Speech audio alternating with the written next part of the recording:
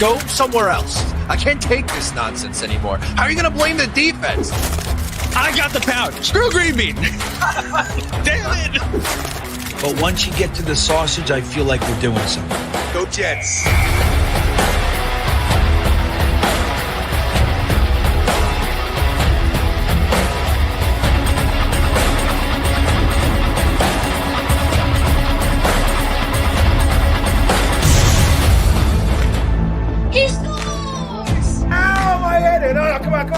What would you give up to see a Jets Super Bowl? All of my friends and family. Hit those meltdowns, boys and girls. Freeze run.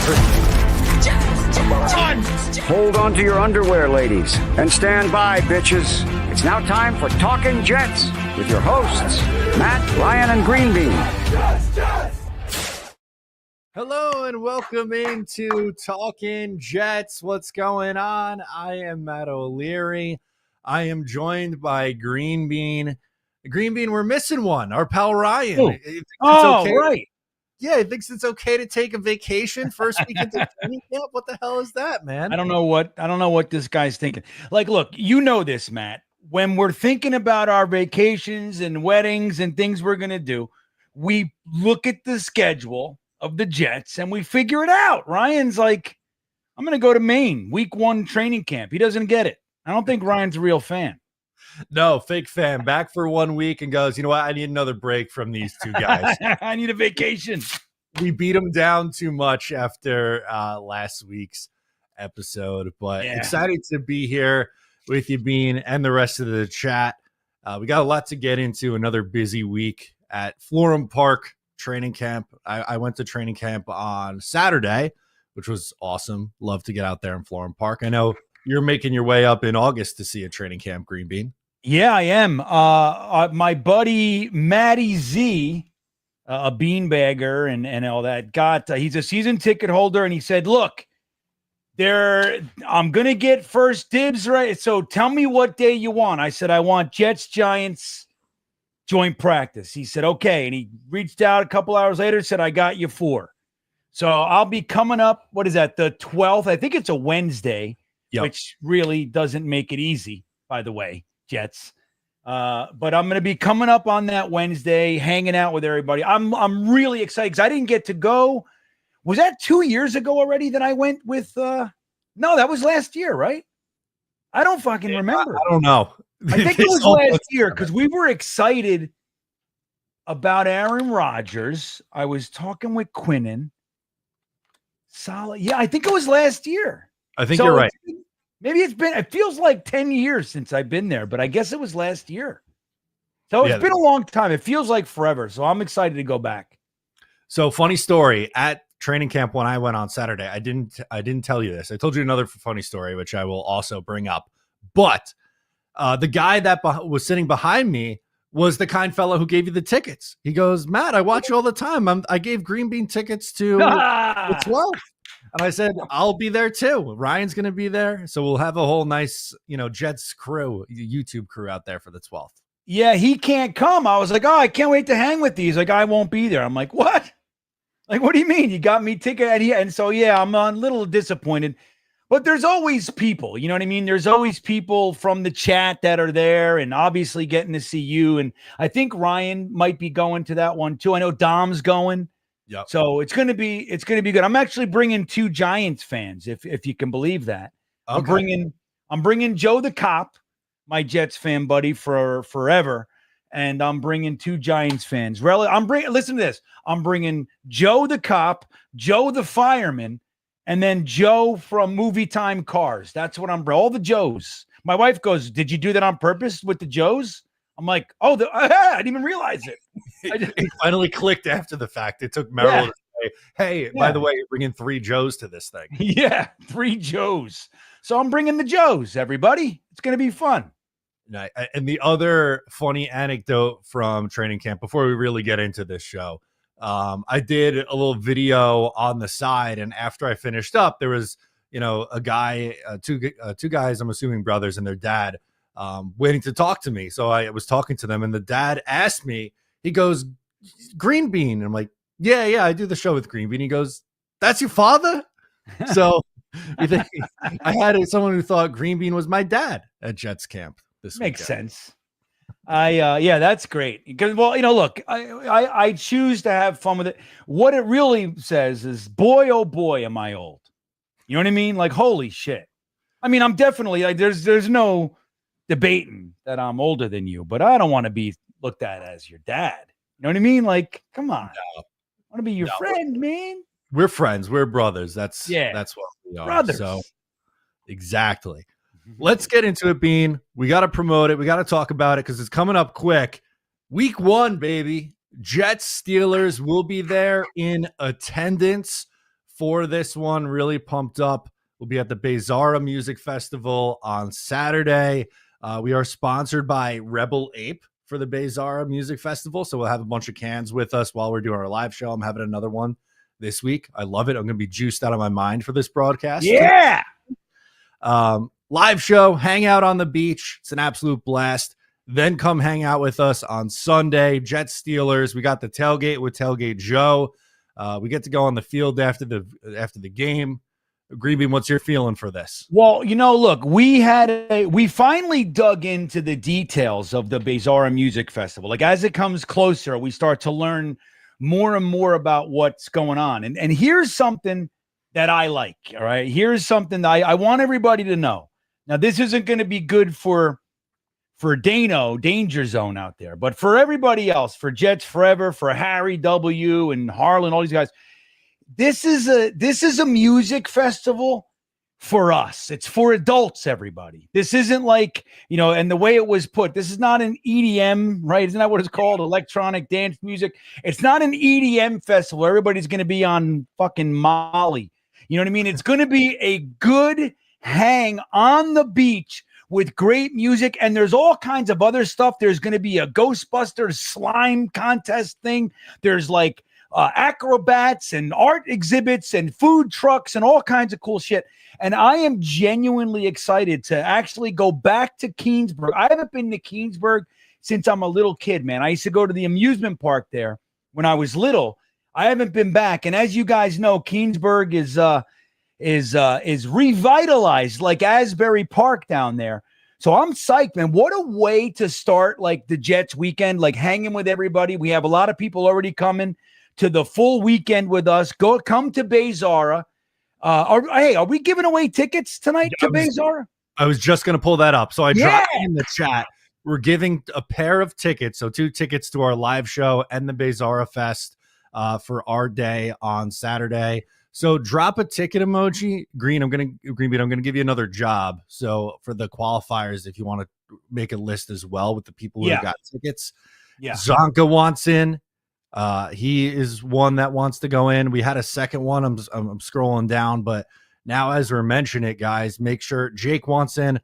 Drop the ticket emoji in the chat if you want to come hang out. Dano, Allen is in there. We got ticket emojis flying up here, baby. Okay, so we got Dana. All right, here we go. I got to look at these guys. I'll find everybody with the ticket emoji, and then we'll do that. Add you guys to that one, and as usual, we'll do the other one too, right? We're gonna do the other thing. Yeah. Do we have a wheel? We don't have a wheel, right? I don't have a wheel, but we might be able to create one on the fly here at the end. Why not, right? Sure. Ryan goes away and gives the kids the keys to the house. That's what's happening here. So we don't know we're gonna make our own rules. Yeah. We're like, what do we do? All right, we'll just figure it out. I love it. Exactly. So we'll figure it out on the fly. We got our first super chat of the night, Green Bean. We got to go to our guy, Allen. Thank you so much for the super chat. Says the only current Jets to make the playoffs as Jets are Nick Folk and Aaron Glenn. Realize this today. So in case you missed it, yesterday, Nick Folk gets a tryout. The old kicker from 2010 to 2016 got a tryout, and he was officially signed. Caden Davis, undrafted free agent out of Ole Miss, gets the boot. Nick Folk in. So it's between Nick Folk or the thicker kicker right now, Green Bean, for the kicking battle. Well, and this is what's funny. Look, let's just hearken back to a few months ago when fellas like myself would lobby, and I've done this since, I don't know, the last 15, 20 years. We've had 4 straight organizations that cannot seem to figure out the kicker. And when we get one, like a Jason Myers, he goes to the Pro Bowl and we let him go. We don't have any priority to sign these guys. What I would like to do is just use a late round draft pick and get the best kicker in the country. But we don't like that. We say guys like Dom C beat me up and go, it's a waste of a pick, blah, blah, blah, blah, blah. You can just get one in free agency. And then we get one in free agency. And what happens, Matt? I get all these DMs. See? And they give me stats. See how easy it is to get a kicker in undrafted free agency. And then what happens? He's gone. He sucks. This is what happens. We fucking bring in, dude, Nick Folk is so old. I think he was on the same team as Aaron Glenn when they went to the playoffs. I think just about, it feels like, right? Yeah. I mean, 2010 feels like a lifetime ago. But the irony, they haven't had a long-term answer at the kicker spot since he left, right? They plugged it for 2 years with Jason Myers. He was good, but that wasn't a long-term answer. You had a litany of guys who stunk before they had Greg Zuerlein, who was good for 2 years and then stunk in his 3rd year and obviously gets cut. But now you might have to go back to go forward. That's what I'm thinking here with Nick Folk. I mean, hey, if there's a position that you can pull this baloney with, it's kicker. But I already know. I mean, it's just Nick Folk is only here, guys. I'm going to tell you right now. He's only here. So in the event we have some sort of weird season, like the first year rookie head coach magic, Nick Folk is only here to be great all year. And when we're about to get into the playoffs, shank the living shit out of that kick. So we go home. And then next year we got to have an argument about using a 6th round pick on a kicker. That's what we got to do. That's how I see it. That's all I see when Nick Folk is brought on. I'm not happy, man. So what happens next year in the 6th round, what the Jets will do, so Green Bean and Dom C have to fist fight, and the winner decides if they're taking a interior defensive tackle or a kicker with the draft. It's the yearly festivities. You know what I mean? We argue about, hey, it's time to bring in a big fat fatty, or is it time to grab a kicker? And the Jets will always do something else. The Jets it doesn't matter who we have as a GM. They'll always. Now, look, if this guy Barron ends up being somebody, okay. But, how many guys are we going to take in the back end and watch them do dick burgers when you can have a kicker that's going to be great? Just grab the first kicker with one pick, 1 5th, 6th, or 7th round pick in a 10-year period. You got the best kicker the Jets have had. I don't understand, Matt. I don't get it. And here we are with Nick Folk and the thicker kicker. Can I give you maybe some numbers that might make you feel better about adding Nick Folk and that he might be good this year? Go ahead, man. Do it. Okay. You better start with the first number I want to hear is how old this son of a bitch is. That's the first number. I think he'll be anywhere near my age, dude. I think he's going to be 41 this year. But career years, Green Bean at age 39 and 40. So he had 96% each of the last 2 years. He went 21 of 22 last year, 29 of 30 in 2023. Had a long of 56 yards this past year, which was tied for the longest he's had since 2010 with the Jets. Was 100% on extra points last year, 25 of 25, and 28 of 30 on extra points in 2023. That's really good stuff. It makes me very happy. Why was he available? What is going on with? So talk to me. So he was in Tennessee, and the Titans are not very good, and he was expensive. That's my theory on it, because production-wise, I mean, there's no arguing. He led the league in field goal percentage each of the last 2 years. I don't like it, guys. So you think look, I'm with you. I'm with you, man. We let this guy go in, what was it, 2016? Yeah, he was a whippersnapper. He was like 33 then. We let him go in 2016. So, I mean, and look, I know he's been good. I don't know.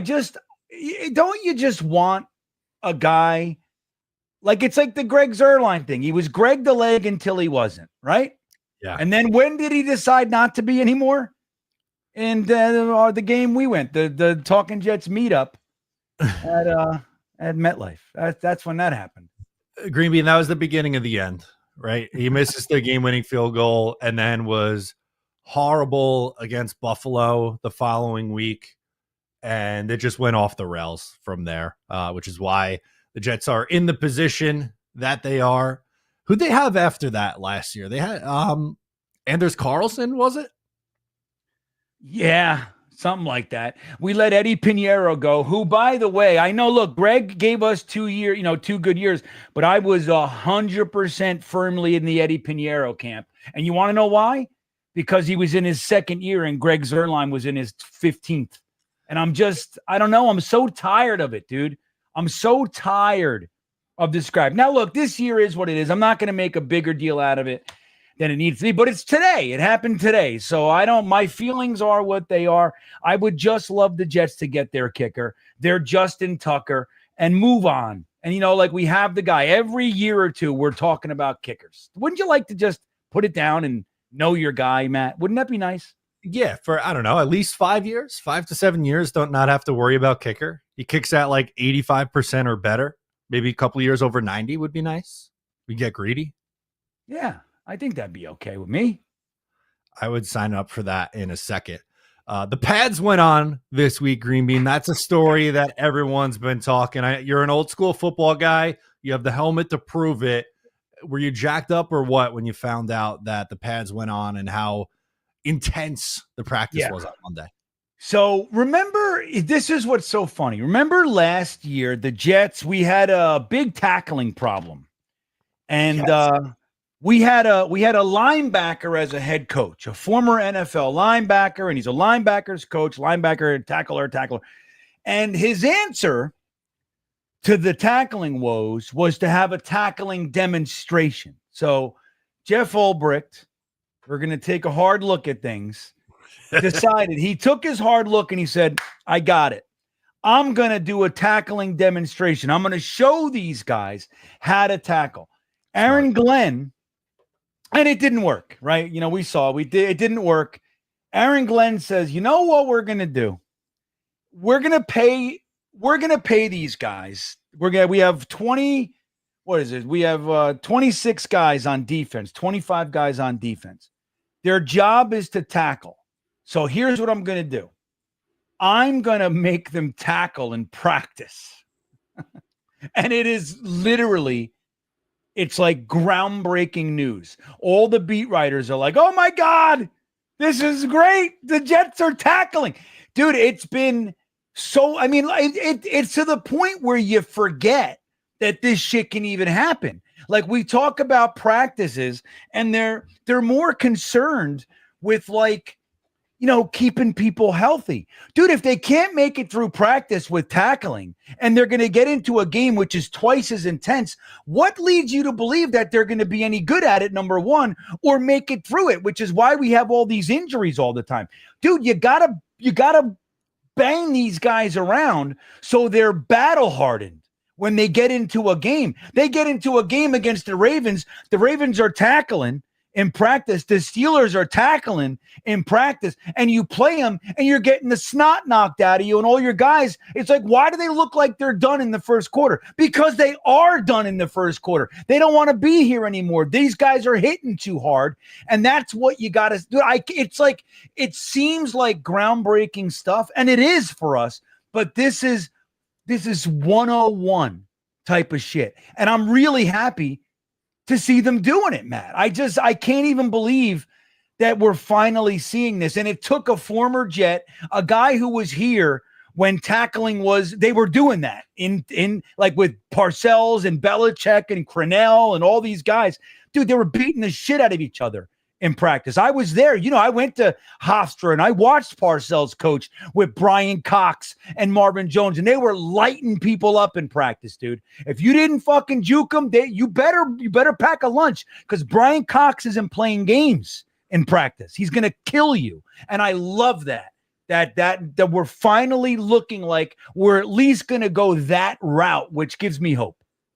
I agree with you. And, like you said with Glenn, man, like that's an old school football guy. He played football in the 90s. They were doing two-a-days at Hofstra. Right. Like you were saying, man, that shit was intense. And then, coached under Sean Payton, who's, longtime NFL guy, had success.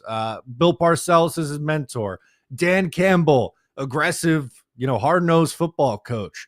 I love it. I think it's important for this team, especially when you factor in how bad they are tackling, or what they were a year ago. They were horrible at it because they didn't practice it. And it seems like such an obvious thing, but clearly it wasn't, because we're going on 5+ years since we've last seen the Jets have a physical practice. Quentin Williams was talking today like he was back at Pop Warner. He was like on the Kay Adams show.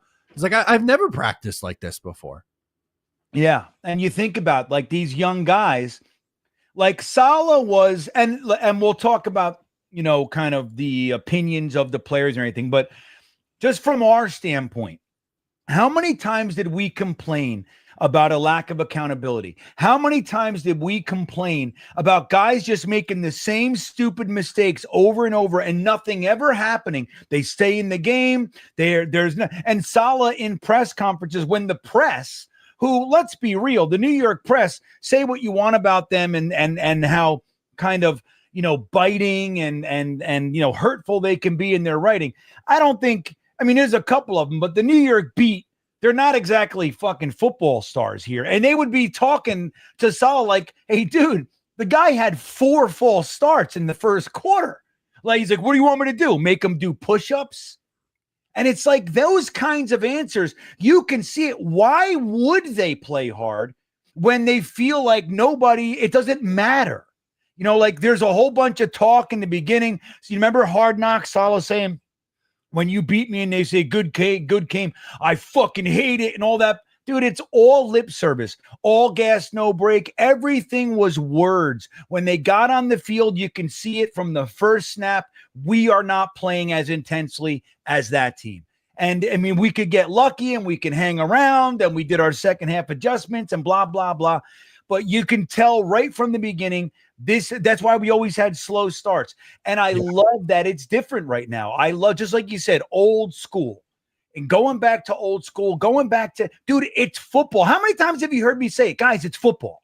It's like we're this and that and that. That's why I say, give me the fucking draft for 2 years. I'll bring in 50 football players and we'll beat the living shit out of the other team. And in the fourth quarter, they're not going to want to run back out on the field. It's just that simple. My guys are going to be snarling, covered in blood and snot, and they're going to fucking step on you on the way off the field. That's what you want. It's football. And finally, it looks like we might have a football coach.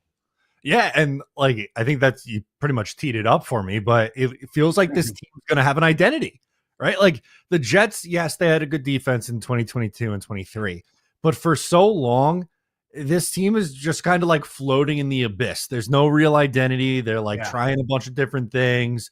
When Mike LaFleur first got here, they were small as hell at wide receiver. Then they bring in like Lazard, and they're going to try to get big at receiver, and they're kind of slow and old, and now they're going young again. But at least on this go around, they draft an offensive lineman in the first round. They draft a tight end in the second round. You have a running quarterback. You have Breece Hall and Braylon Allen and Isaiah Davis, and they're going to play aggressive and hard on defense, and they're going to run the shit out of the football. That's what this team's going to be.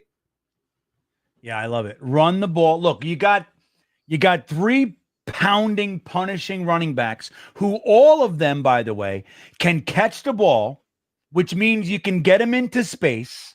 And by the way, and I just hope the guy figures it out, because Malachi Corley's another one. Like, so you got Breece Hall, you got Braylon Allen, you got Isaiah Davis, 3 guys that'll knock your fucking head off.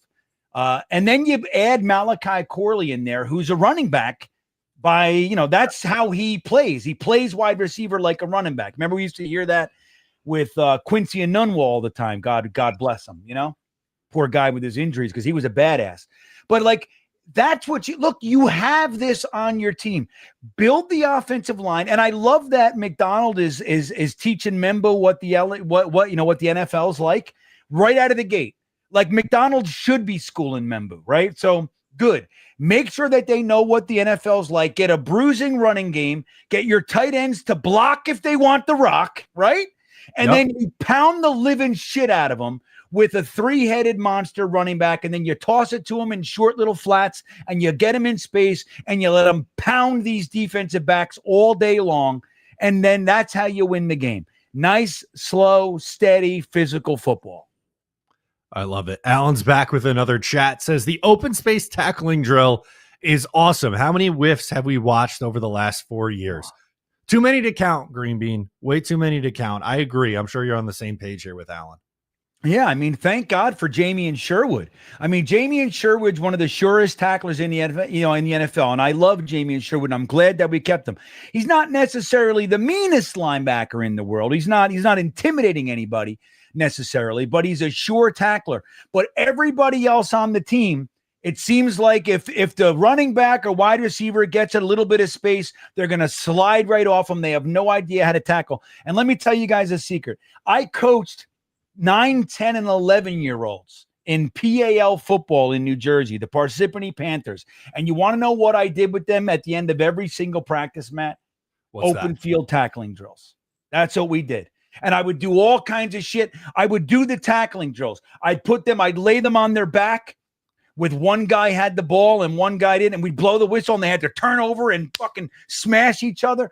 Dude, I did that with them every single practice. And these are little kids. And we're talking about men, and they're sliding off. Like, what is this garbage? So they're paid to tackle. When you draft a guy in the first, second, third round, whatever, or you pay a guy $7.9 million a year, $1 million a year to come here, and he's got one job to do, tackle somebody, and he can't do it, that's a problem. That's a problem. And the way to solve it is you make him do it in practice. And if he's a puss and he can't handle it, then he's a puss and he can't handle it. And we know before he put him on the damn field against the Ravens. Yeah, that's right. Then you could waive him or practice squad him or tell him to go get a cup of coffee, something else, so he's not getting steamrolled by Derrick Henry in week 12 or whenever they play him this year. Yeah. And we got to be all embarrassed, Like, it's like, how many times, like, we're watching a game. It's like people say to me, like, hey, if the Jets, you want to go see the Jets in Baltimore. Like, because the Jets are playing in Baltimore this year. And I got offered tickets. I said, fuck no. Why do I want to go there? I'm going to go there in my stupid, dumb green jersey surrounded by purple and watch them manhandle me for 3 hours and then everybody making fun of me. Like, I have no interest in that. But maybe we actually develop into a physical team here. And that goes for the offense too, man. Like we're talking about. It's not just a defense. Sure, the tackling is a defense, but you want to walk on the field and the other team to know they had better come prepared, because we are going to, it's like Rex Ryan said. Yeah, you want to, we got a target on our back. That's good, because we got a target on your chest. And that's the way you got to go into a football game. You take a swipe at one of mine, we'll take a swipe at two of yours. That's right. I love that shit. Yeah, that's coming back. 2009 Jets vibes right now. That's how I'm feeling. I love it. See, I want to play football. That's the thing. I'm telling you, I could go out there. And I know these guys are bigger, stronger, fitter, better, all that kind of stuff. Put me out there, man. I'll do something. I'll tackle better than I know I will. I know it in my soul, Matt. Put me at quarterback. I know I can complete a pass. I know it. I don't care who's running around. I'll fucking throw it. See, they got you have what they can't measure. Heart, Rudy. Yeah. Rudy I thought you were going to say stupidity. I thought you were going to say dumb. No, you're Rudy Rudiker out there, man. You're just going to give it your all. Come up, your helmet will be sideways. Would you say, I'm ready, coach? Put me back in the next snap. That's right. Come on. That's exactly right. And that's what I want. Like when we talk about the draft and all that stuff, and we're in the 6th round and we're looking at traits. And what's that one elite trait that they have? Speed or whatever it is, strength. And I don't care about any of that stuff. When I'm in the 6th round, I'm looking for guys that they don't have any traits. They're just an animal. All they want to do is hurt people. Like I like to call them bloody knuckles guys. Like guys from the old NFL films, when you look at them on the field, they got like tape hanging off their fingers. There's blood on their jersey. Their hands are all chewed up. Like that's the guy I'm drafting in the 6th round. Bring him on because it doesn't matter what the situation is. He could have just got his bell rung. He could have got his fucking leg broken. And the coach goes, I need a linebacker. And he's a running back. And he's like, right here. You know what I mean? What, you need somebody to go? I'll go out there and play linebacker for you. Those are because football is football, and every single kid on that field has played defense, offense, special teams, kick return, punt team. They've all done it. And if they don't care about that stuff, like these guys, like football players, dude, you just tell them to go on the field and they'll do anything. Those are the guys you want, not the guy that's like, well, we clearly lost the game and, what am I, I don't want to get myself hurt and I would just say get the fuck off my team. See, I don't want you. Yeah, but he's really good. I don't care. Good. Give me a draft pick. I'll go get somebody with bloody knuckles. That's what I'll do. Give me the bloody knuckles guy. Right. I'm with Joe M here. Joe M sends in a super chat, says, that's right. Preach it, Green Bean. I don't know what the context of this was, but really the whole first 32 minutes of the show, I would say that you've been on one tonight. I like that. I feel like I'm almost I might be a little high or something. I'm not, but maybe I'm just pumped about the fact that we fucking tackled Matt. I don't know. I don't know how to handle this. Like, it's crazy to think what we've accepted and chosen to believe in. Like every year we believe, right? Even when Jordan Jenkins is your defensive star and Trenton Cannon is your running back extraordinaire, you still go into the season thinking, all right, well, we got a team, we got a squad. And it's like you look at it and there's no way that team was going to compete, but we still believed. But all through that, we weren't even tackling in practice, man. We weren't even tackling. How do we expect to do anything? Trenton Cannon, what a pull. I forgot that Trenton Cannon existed. That was a nice trip down memory. Elijah McGuire, Matt. You know what I mean? He had a great game against the Green Bay Packers in 2018. I was there. Sam Darnold doing it right with Aaron Rodgers. It was yeah, that was a fun one. Yeah, him and Chris Herndon and, with his great one catch. Remember that one catch? He was in that game, yeah. Yeah, he was like, we were like, oh, this guy's going to explode. Wrong. Wrong again. D. Milliner had 3 picks in one game, I think it was. And then that was it. Was it against Miami the last week of the year? He had like this crazy game. We're like, okay, maybe. He's finally figuring it out, right? Or he had a good finally, month. Yeah, he's going to get it. December or something. We're like, oh, this guy's gonna actually. That's, you know what, Matt, and that's that yearly thing that we do when we talk about draft picks versus winning out, right? And you see, it's good for the guys, it's good for the young guy. Yeah. We've seen all Chris Herndon, Elijah McGuire, D. Milliner. We've seen them all end the season strong, going into the offseason on a high note. What does it do? Nothing. It just won. You know what I mean? Whole lot of nothing. Whole lot of nothing, man. Sick of it. We've been talking a lot in the beginning of this show here about the obvious changes. And we've heard from guys like Elijah Vera Tucker and Breece Hall. And now Garrett Wilson was asked, and I wanted to read this quote. It's a little bit on the longer side, but I think it's very telling to show how much has changed from the Saleh era to now the Aaron Glenn era. So Garrett Wilson says, the stakes feel higher at Aaron Glenn's training camp as opposed to his past training camps with the Jets. Quote, the competitiveness, not just talking about being competitive. You've got to train that way. It's got to feel like that at practice. It's going to feel like if you lose, it sucks at practice. It can't just be, oh, we'll turn it on when the game comes. The way we're practicing, the intensity, the stakes feel higher. It feels like you won the drill when you won the drill, and it feels like you lost when you lost. That's something that I love to be a part of, and throughout these first couple months, I've seen it for sure. What do you think? Well, I'm going to tell you what I think, Matt. All right. I'm not going to hold back on this one. Okay. Garrett Wilson, like the one line that stands out to me is when he said, and I got to paraphrase, maybe you can read it again, but we're not just going to turn it on game day. Is that how he said it? Yeah. It can't just be, oh, we'll turn it on when the game comes, was the line. Yeah. So what does that tell you? There's a lot of like passing the buck and don't worry about it. And, we're football players. We're just going to, they get into the game. dude, there's no prep. And how many times did we watch these games? And you guys know I stay live, so you guys see my thinking as it's happening. We got 879 people in a live stream, and we're watching it. And it, like, you can tell there's not even a real game plan here. They're just running plays like Hackett's going or fucking Downing or whoever. They're like, this one. Yeah, let's try this one. It's 3rd and 1. This is the 6th consecutive time that you have no running back in the backfield. Oh, really? I don't know. Well, let's try. This play worked in practice when nobody gave 2 fucks because we don't tackle in practice. So we're just going to do that. And then they run it. And the defense, you can see it. They go, here they go again.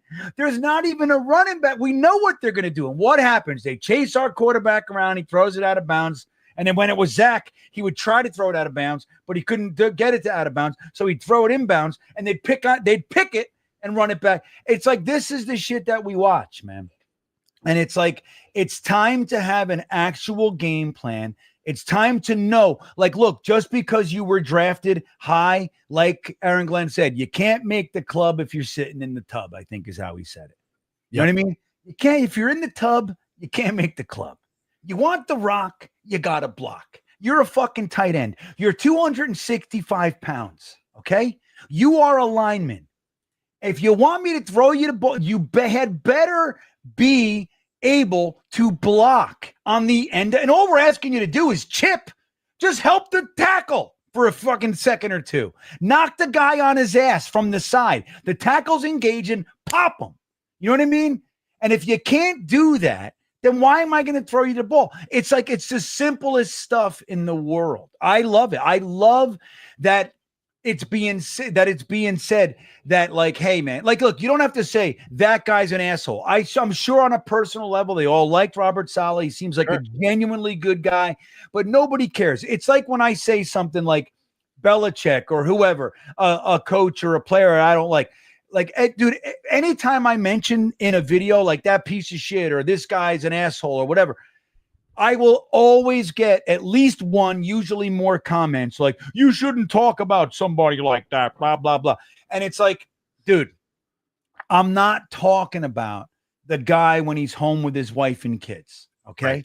I want him to be happy. I want his children to be healthy and learn mathematics in school. Like, I want all of it to happen. I'm talking about football. And by the way, I have been for 42 straight years on the shit end of the football stick. Okay. So if I want to talk about somebody that I don't like, Tom Brady's a scumbag. Well, how could you say that? You shouldn't talk about bullshit. Tom Brady has ruined more Sundays for me than any living human being on the planet. Okay. Before him, it was Dan Marino. We always got the guy. Now we got Josh Allen. Why can't we have a few years with nobody in the division, Matt? Why can't we have a bunch of fucking who sucks? Zach Wilson. Well, we do have Zach Wilson. I hope he plays. I can't wait to see Zach Wilson play. But anyway, yeah, I like that the players are saying it and the way that they're saying it. It's more intense because it is.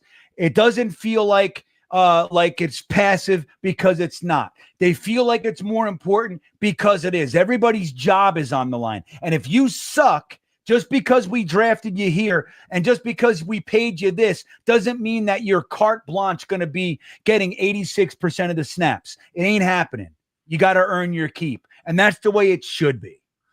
Yeah, exactly. And with Saleh, or with just the last regime in general, my biggest gripe, it felt like we'll get him tomorrow or we'll figure it out for the next game. It was, we're close. We did X, Y, Z right. It doesn't matter that we had 42 pre-snap penalties. We had our second half adjustments and we only lost by 10 because it was really going to be on our way to losing by 20. And then we stepped up and there was a garbage time touchdown or like whatever. But like that little shit is what really bothered me. And you saw guys like Garrett Wilson get frustrated at the end of the year. How many times last year was he just like, I'm so tired of being on this losing team? And like, I feel for those guys. Quentin Williams, that's all he's ever known in the NFL is this garbage. And I'm just hoping that Aaron Glenn, like, he's saying all the right things. And right now at training camp, I think he's preparing the team in the right way. I am just rooting so hard for it to translate to football Sundays because they need to start winning some football games. I feel for these guys in the locker room. Yeah, they really do. And that's the stuff like when we talk about, winning out or whatever, like it is important for these guys to win because like we saw with DJ Reed, like when the Jets fans are like, oh, we should have just kept DJ Reed. We weren't keeping DJ Reed unless you paid him $50 million a year.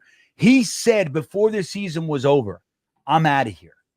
Like, there's nothing I can do here, man. Like, I don't want this for my life. You know what I mean? Like, look, we had Aaron Rodgers. We had, all these guys, Devontae Adams. We brought in all the guys. And we can't win here. It's just not going to happen. And you lose guys like that. So that's why I was so happy that we signed Garrett Wilson and Sauce, because these are young guys who want to win. And if you commit to them and then show them that like we actually mean business, these are the kinds of guys that can carry you. It's just like you said, man, 3 straight years of losing, like Garrett Wilson, dude, guys, think about it. It's the first time ever that a Jets wide receiver started his career with 3,000-yard seasons. And look at the situation that he's been in with all these quarterbacks, all these different names and these bums. And how many times? So we had Aaron Rodgers last year. Let's be straight for a second. I can think off the top of my head 5 separate times that Garrett Wilson was running wide open and Aaron Rodgers overthrew him. And this is a touchdown. So that's 5 touchdowns and whatever the yards are on top of that. Another, 120, 150 yards tacked on top of.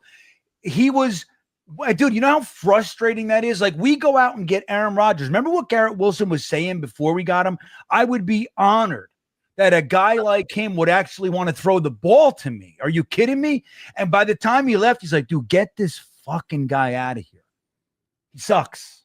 He's toast. He's washed. And you see his first pass in Pittsburgh. Now, you don't want to make too much out of it, but it was funny, right? Yeah, it was definitely funny because unfortunately, and you brought it up, like Minnesota to win the game in London, missed him, and then ended up getting picked off. The game against Miami, threw it and let him out of bounds, would have been a touchdown. And then by the end too, for Garrett, he was getting a shit ton of targets in the first half of the year. Devontae Adams comes in, and then it's the Devontae and Rodgers show for the second half of the year. Yep. He's forcing it to him. And look at the catches another thing. Those catches that Garrett Wilson was making, the Air Wilson one at the top of that list.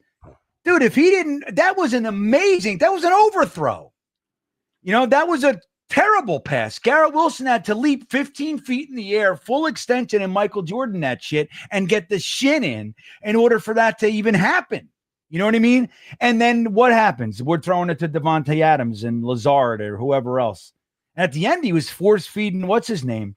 The running back, Isaiah Davis. It seemed like, he's covered. Why are you throwing it? It's like he fell in love with that guy. And Garrett Wilson's open all day long. And if he's not open, he's the kind of receiver that fights for the ball, dude. Throw him the ball.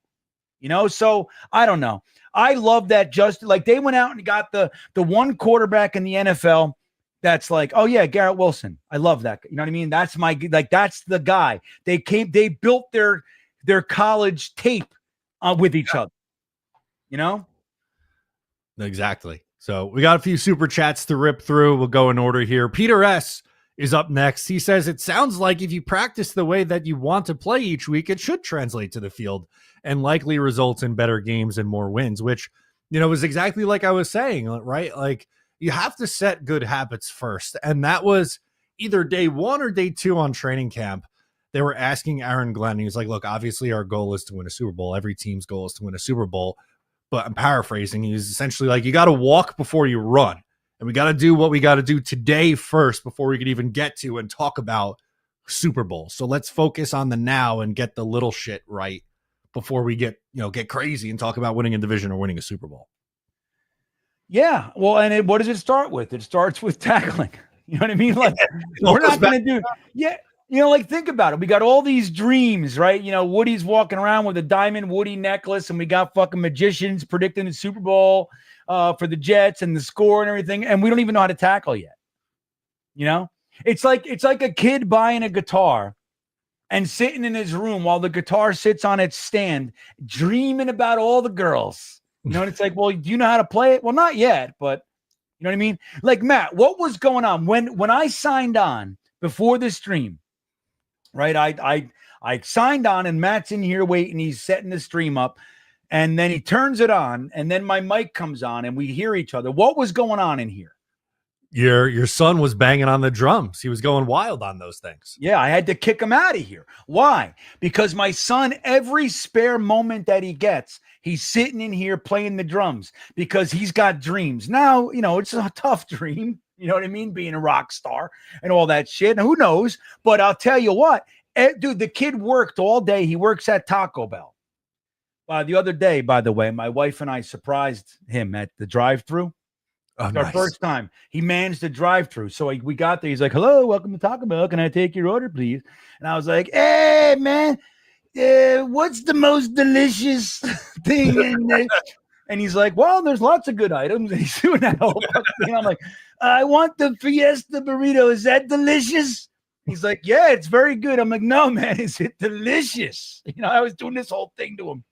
And my wife's like, dude, he totally knows it's you. I'm like, nah, he doesn't. And he didn't know it was me. I was razzing him. But dude, he worked all day. He woke up at like 8. He was at Taco Bell at 9.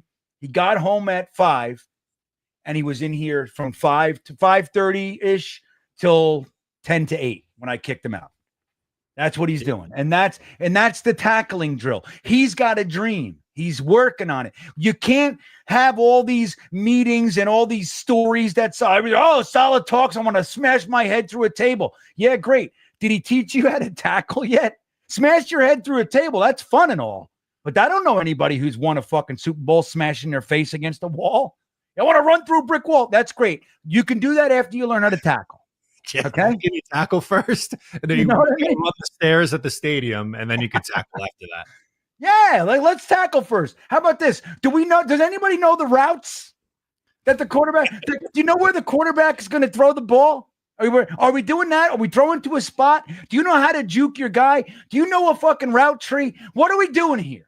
Do you know how to block? Do you know which guy you're supposed to be blocking? Then we'll smash our faces through brick walls.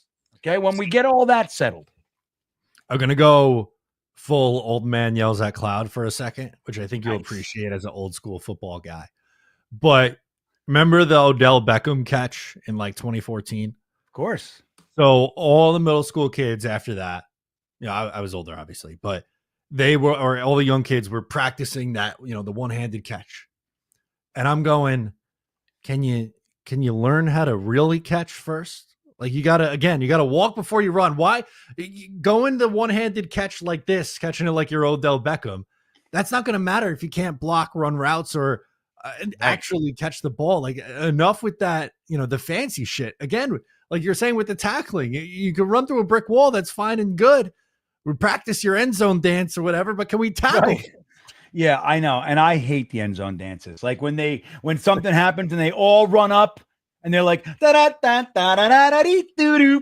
dude, where do you practice that? Is that in the locker room? Do you go to somebody's house? Like, what do they do?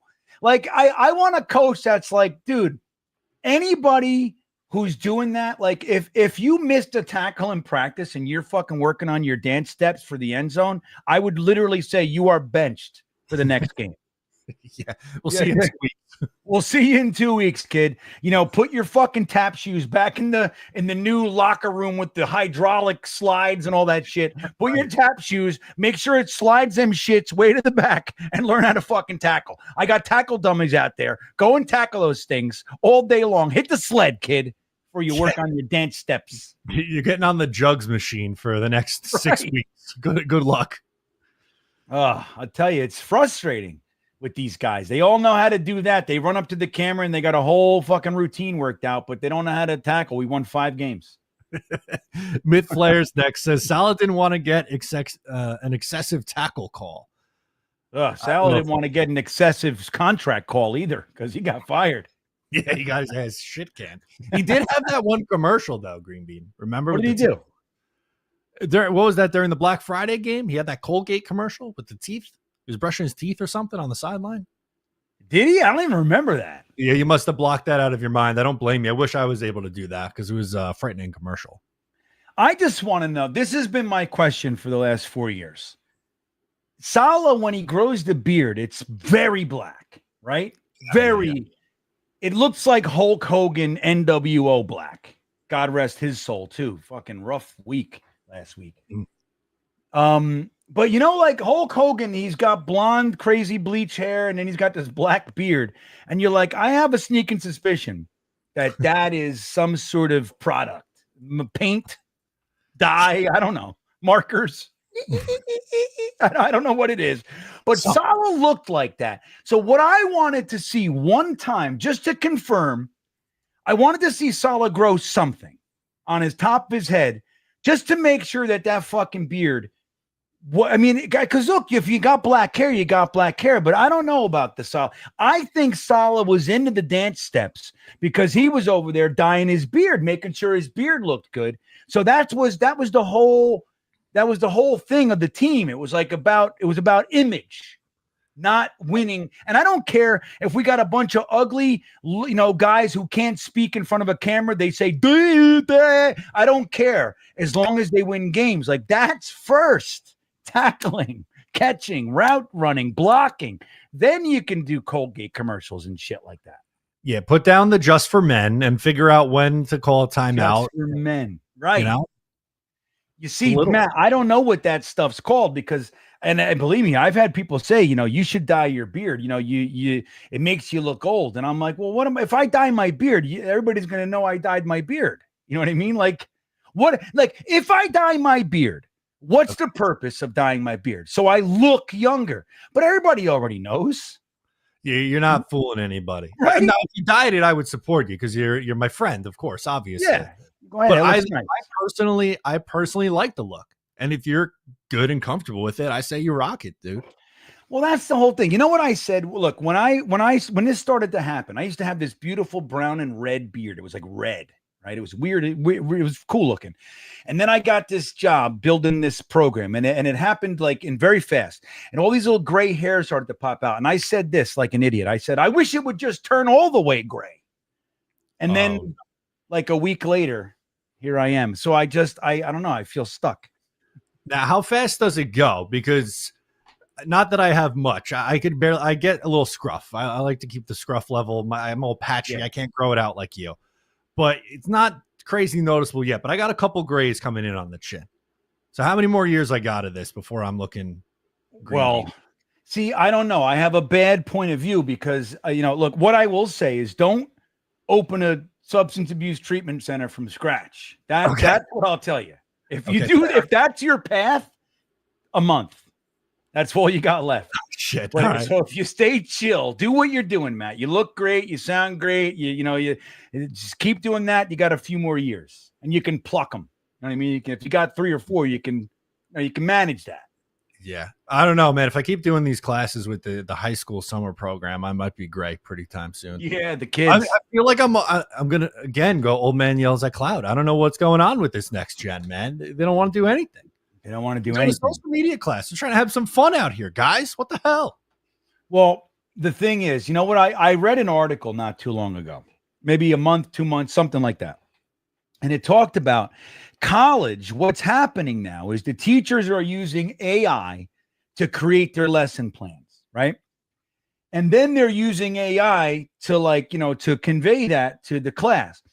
And the class gets the assignment and they use AI to answer it and respond to it. They go, ChatGPT, answer this in the tone of fucking somebody who's smart, right? That's what they do. ChatGPT goes, no problem. And they write, and then they submit it to the AI teacher, and then the teacher uses AI to grade it.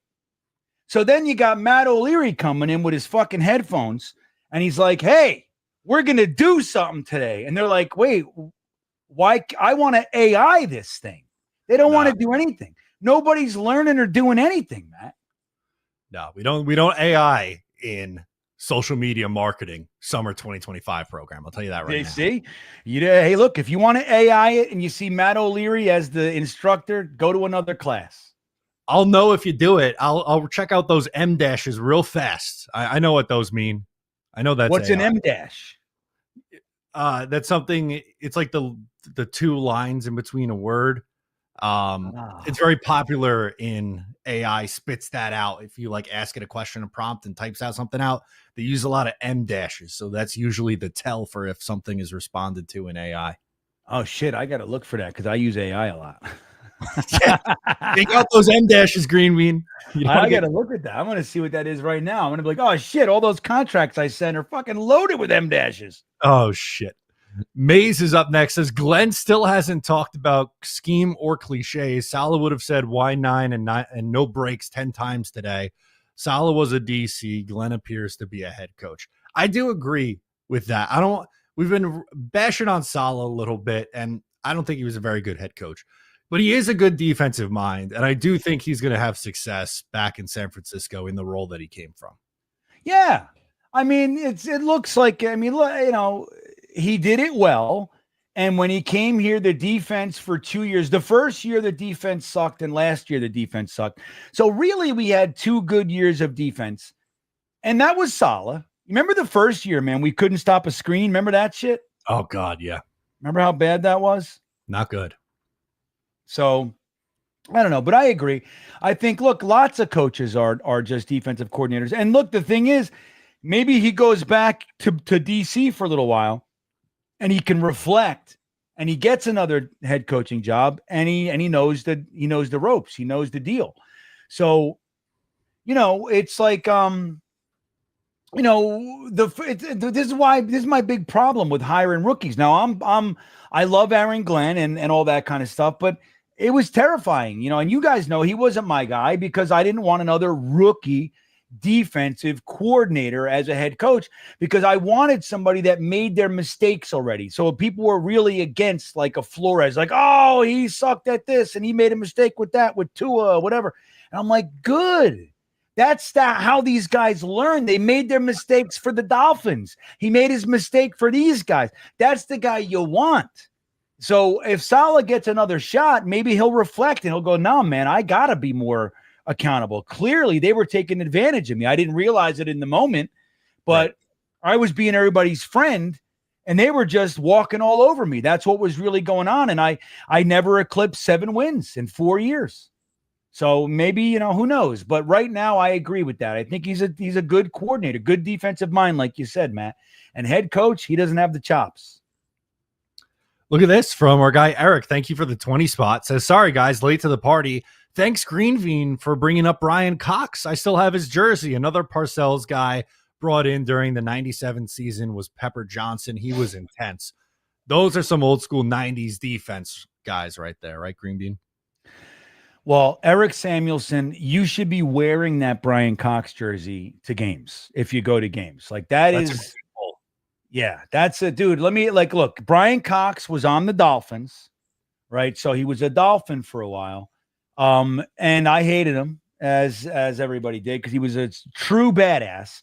But when we got him, Parcells, if you remember, called him and he was on the golf course and said, I want you to play for me. And he said, sure. And he came on.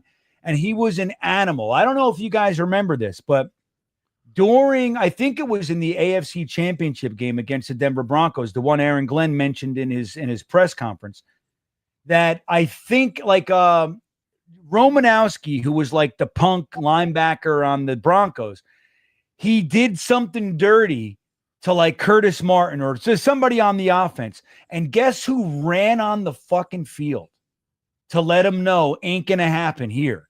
Brian Cox. He didn't care about some penalty. And let me tell you something. You think Parcells had a problem with it? Hell no. That's the kind of, like I always say, there are good penalties and bad penalties. Like when I look up stats on like offensive line, like, oh, he had 8 penalties. I'm like, yeah, 4 of them were fucking roughing, unnecessary roughness. I like that.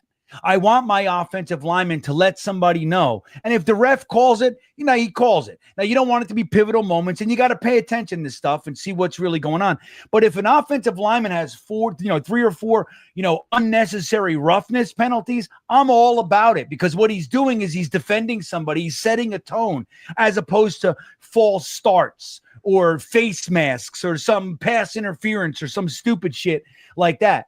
You want so when Brian Cox, dude, he's sitting on the bench. What do our teams do now? They're not even looking at the game when the other side of the ball's on the field. They don't give two shits. But the defense for the last 10 years, they're trying to huff and puff because they know in 3 plays they're going back out there.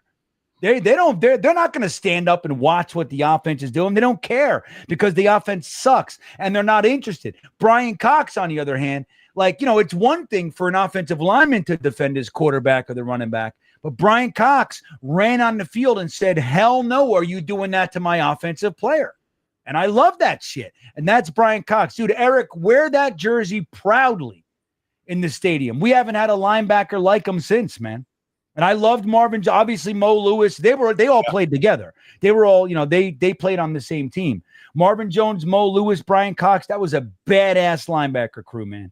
Make no mistake. I was pretty young when Brian Cox was a Jet, so the only thing I really remember from him is that massive neck roll that he had in the back. That is peak late 90s, early 2000s linebacker aesthetic right there. Intimidating. The big shoulder pads, the pads sticking out of the neck. Yeah. I love it. Yeah, that look was so tough looking. And the thing is, he backed it up. He was an animal, dude. That's what you want. You want guys that are just tone setters. He was a beast. He didn't care what anybody did. The refs, dude, they're just guys hanging out on the field with me. They throw a flag, they throw a flag. I'm here to play football, and I'm here to fucking manhandle that guy with the ball. And that's what you want. You want guys that are going to play like that.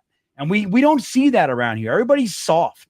Everybody's there's never any how many times have we complained about our offensive linemen not protecting our quarterback when they're dirty hits and shit? Like we saw it for the first time last year. Guess who did it? The guy we got from the Ravens. Simpson. Yep.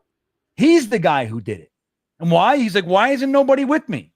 Where is everybody? Everybody's like, I don't know. Connor McGovern's still standing there looking around. The Zach Wilson's getting kicked 15 times at the bottom of the pot. They're kicking him while he's stepping on his fingers and shit. And he's like, I don't know. Yeah, him and Greg Van Roten are playing patty cake back to the line of scrimmage. That's what was happening there. Oh, the worst. So, it's good to have guys like that. So I miss Brian Cox, man. Good player. We got someone from Scotland hanging. David Bruce says, good morning from Scotland. I hope you guys are well. How about that? A little early morning talking Jets action overseas. That's different. Yeah, well, David's one of our regular dudes, man. I love David Bruce. You know how late it is over there right now? This is a guy that's committed. Like if he was on the football team, he's a bloody knuckles right here. It's like there's 6 hours. So it's 9 o'clock here. So 9, 10, 11, 12, it's 3 a.m. over there. And he's watching Matt O'Leary and Green Bean argue about fucking the 1998 Jets. Yeah. What else would you rather sleep? Come on. You want to hear about Brian Cox's neck roll at 3 o'clock. Right. Exactly. I want to listen to that, then get some good shut-eye. Come on now. He's making good choices. Thank you for hanging with us, David. Jonathan Francois says, hello, gentlemen. Hope you both had a fantastic summer. God bless. Green Bean, how was your summer? It seems like you've been pretty busy with what you got going on over there. Yeah, it's funny. What's up, Francois? Good to see you. I look forward to watching the games with Jonathan. He hangs with us every week the last number of years. So I'm looking forward to that, Jonathan. I did a little too much last year and I burned myself out and I had to I was just talking to Jake about this in the chat a little bit, but I had all these companies that were running and I had to bail out of this one and then leave us another one. And then I had to take a real break. I didn't pay attention to shit. Even the company that I own, I'm a partner in, I had to put that down for a couple weeks and just say, guys, I'm fried. And so I had to take a real break. It was forced upon me. I don't like to take breaks. I'm a go all night kind of guy, man. You know what I mean? It's I just keep going. So I took an actual break during this break. So I feel pretty good, which is why I'm probably so amped up. I haven't talked about anything with any passion in 3, 4, 5 months. Man, let's call it 3 months. I've just I focused on dude, I told you I lay on a shock tea mat, which I sent Matt pictures of it. If you guys haven't seen this thing, right, Matt? See Yeah, it? I'm going to pull up the picture because this is, I don't know why anyone would willingly want to get on this piece of equipment. It's not even equipment. I'm going to call it a torture device. Yeah. I'm going to just hold it up to the screen. These little, my light's kind of in the way, but there you go. That's all little spikes. No? Is that what that is? Yeah. Those are each one of those little flower looking things has about 15 spikes, and they are sharp as shit. So, like, if you lay on it with your shirt, it hurts, and you can move around a little bit. If you take your shirt off, it is pain.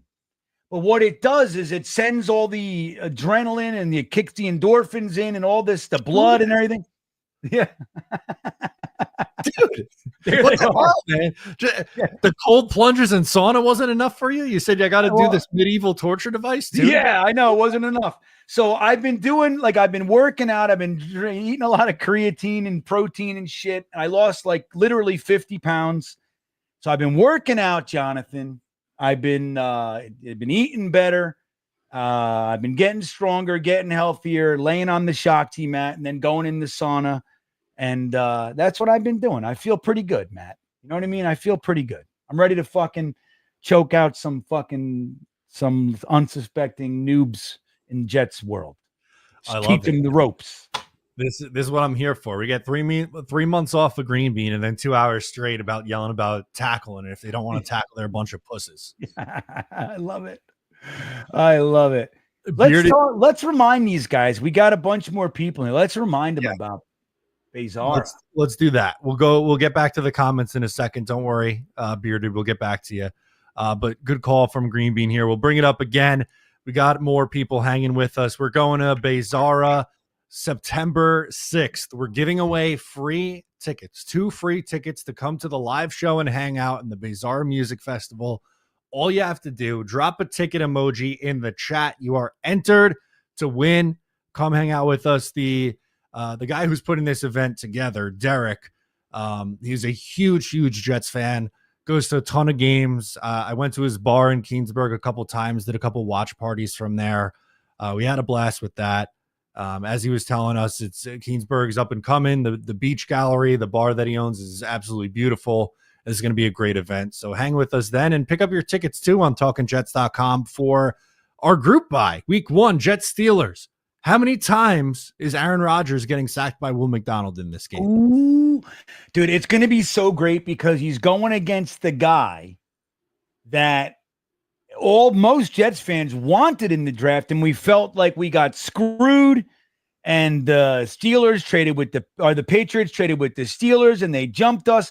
And then we took Will McDonald. We were all mad about it. Joe Douglas got, hornswoggled. And now we get to see him go head to head. Broderick Jones, Will McDonald, and Will McDonald is going to eat his lunch and stomp a mud hole in Aaron Rodgers' ass.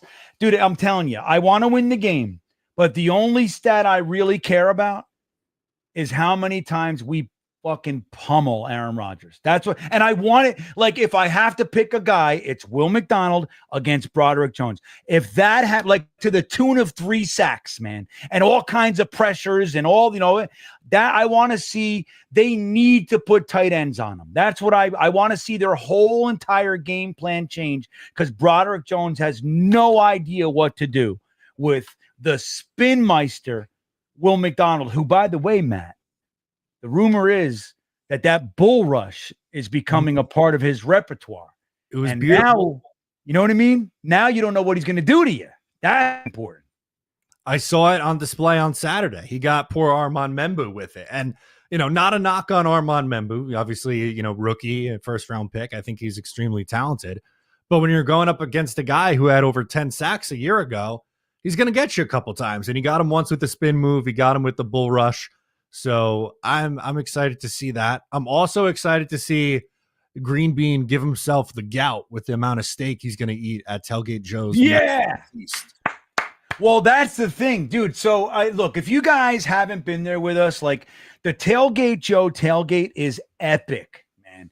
It is a massive event. There's a live DJ. There's all kinds of cornhole and games and tents, and the food is out of control. And when you buy a ticket, like, dude, as many beers as you want. And they have Yingling, good beer. We're not talking about Coors Light bullshit water beer. We're talking about Yingling, dude. The beer that I tell you, man. So when I worked, I probably told you 100. You're like, here he goes again with this fucking Yingling story. But so when I worked at Bottle King in I think what Hanover or wherever the hell it was, I used to work in the cooler. And nobody wanted to work in the cooler. And I would say, I'll work in the cooler. Like, all right, yeah. I would just come there, put my little coat on, and I'd sit in the beer cooler all day and I'd fill the thing. And the reason I wanted to do that is because I would drink Yinglings all night, dude.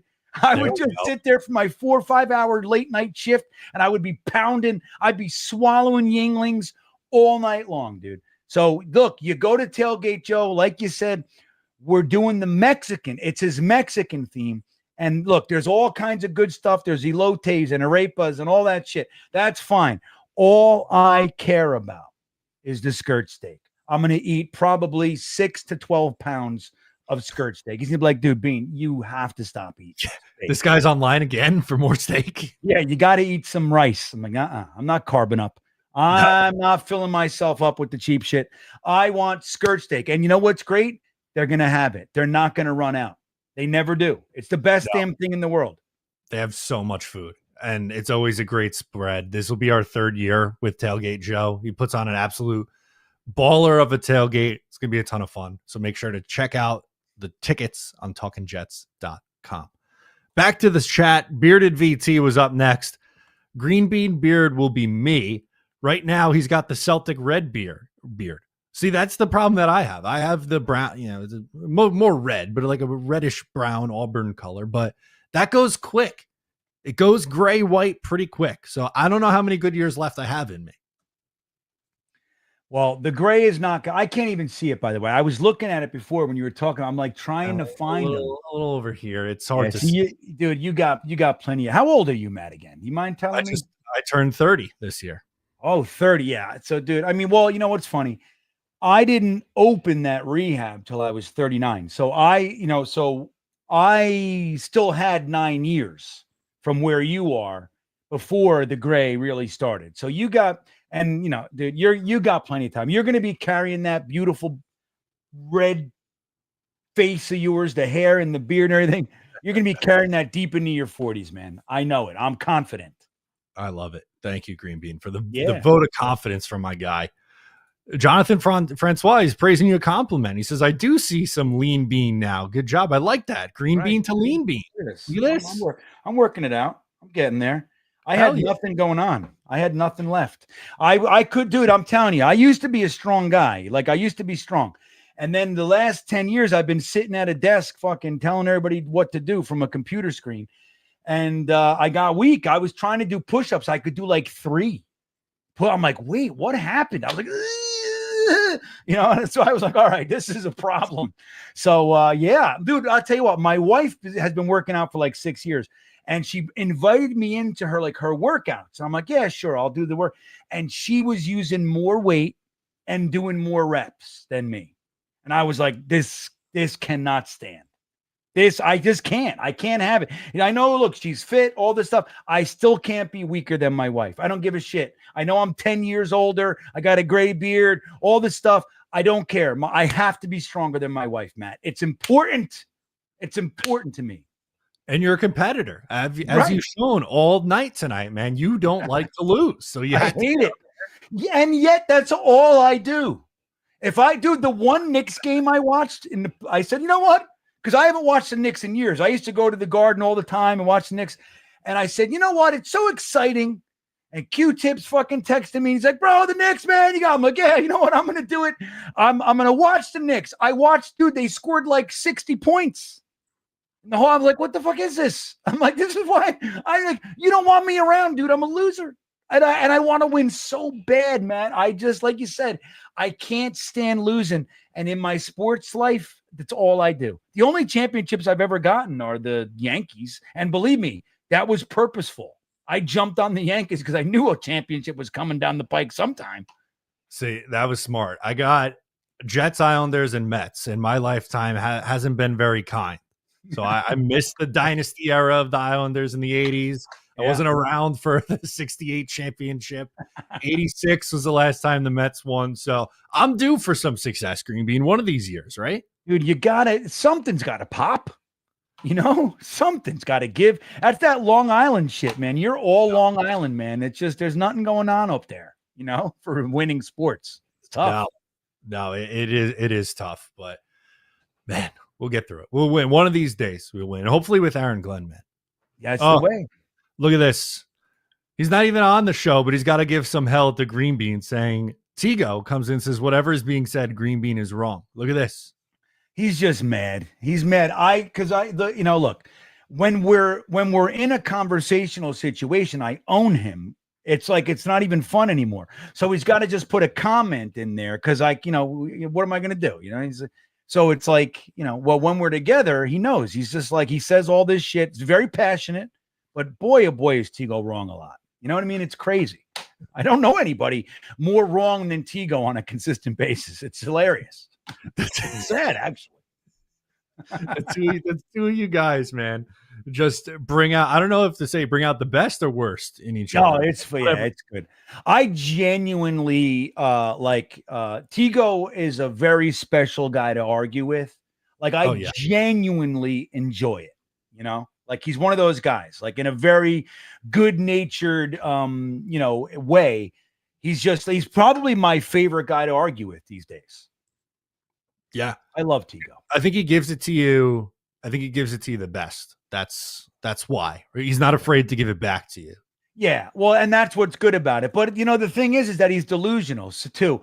So it's like, like he's just saying, never been owned by Green Bean once in any known or known. It's like, dude, it's so consistent that, I mean, it's like, like you just can't even, with a guy like that, it's impervious. Like you can throw facts at him. He's just like, no, wrong. It's like, okay. Like wrong. 2 + 2 is 8, Yeah. That's how it goes sometimes. We are into the second week of training camp. I know you've been quiet and are starting to get your way back into it, but you want to maybe talk about some guys who've been standing out to you so far at training camp? Would you bat around guys who we think have been looking good at camp so far? Well, I'll tell you what, there was a note that slipped through. Nobody gave two shits about it. And then, see, this is what I like. So I want you guys to know, I have never left this perch, and it seems that most have, not everybody, but most have. But I am still firmly entrenched in the Malachi Corley camp.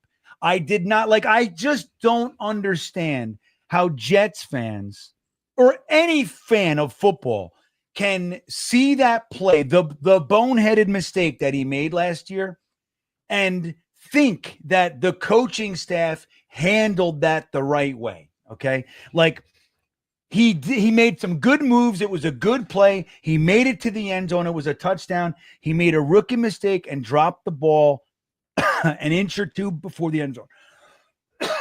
Excuse me. And what the Jets did was they put him in the doghouse and they let it like become a thing. The right way to coach that is to take that guy. As soon as he walks over to the sideline, you grab his face mask and you go, good. You got the mistake out of you because I'm putting the fucking ball in your hand. The next offensive snap, just know you're running a slant and we're throwing it to you. That's what's going to happen. You got to put the ball right back in his hands. So Jets fans have kind of left this Malachi Corley thing. And then you got hey, you can't make the club from the tub, which could sound bad.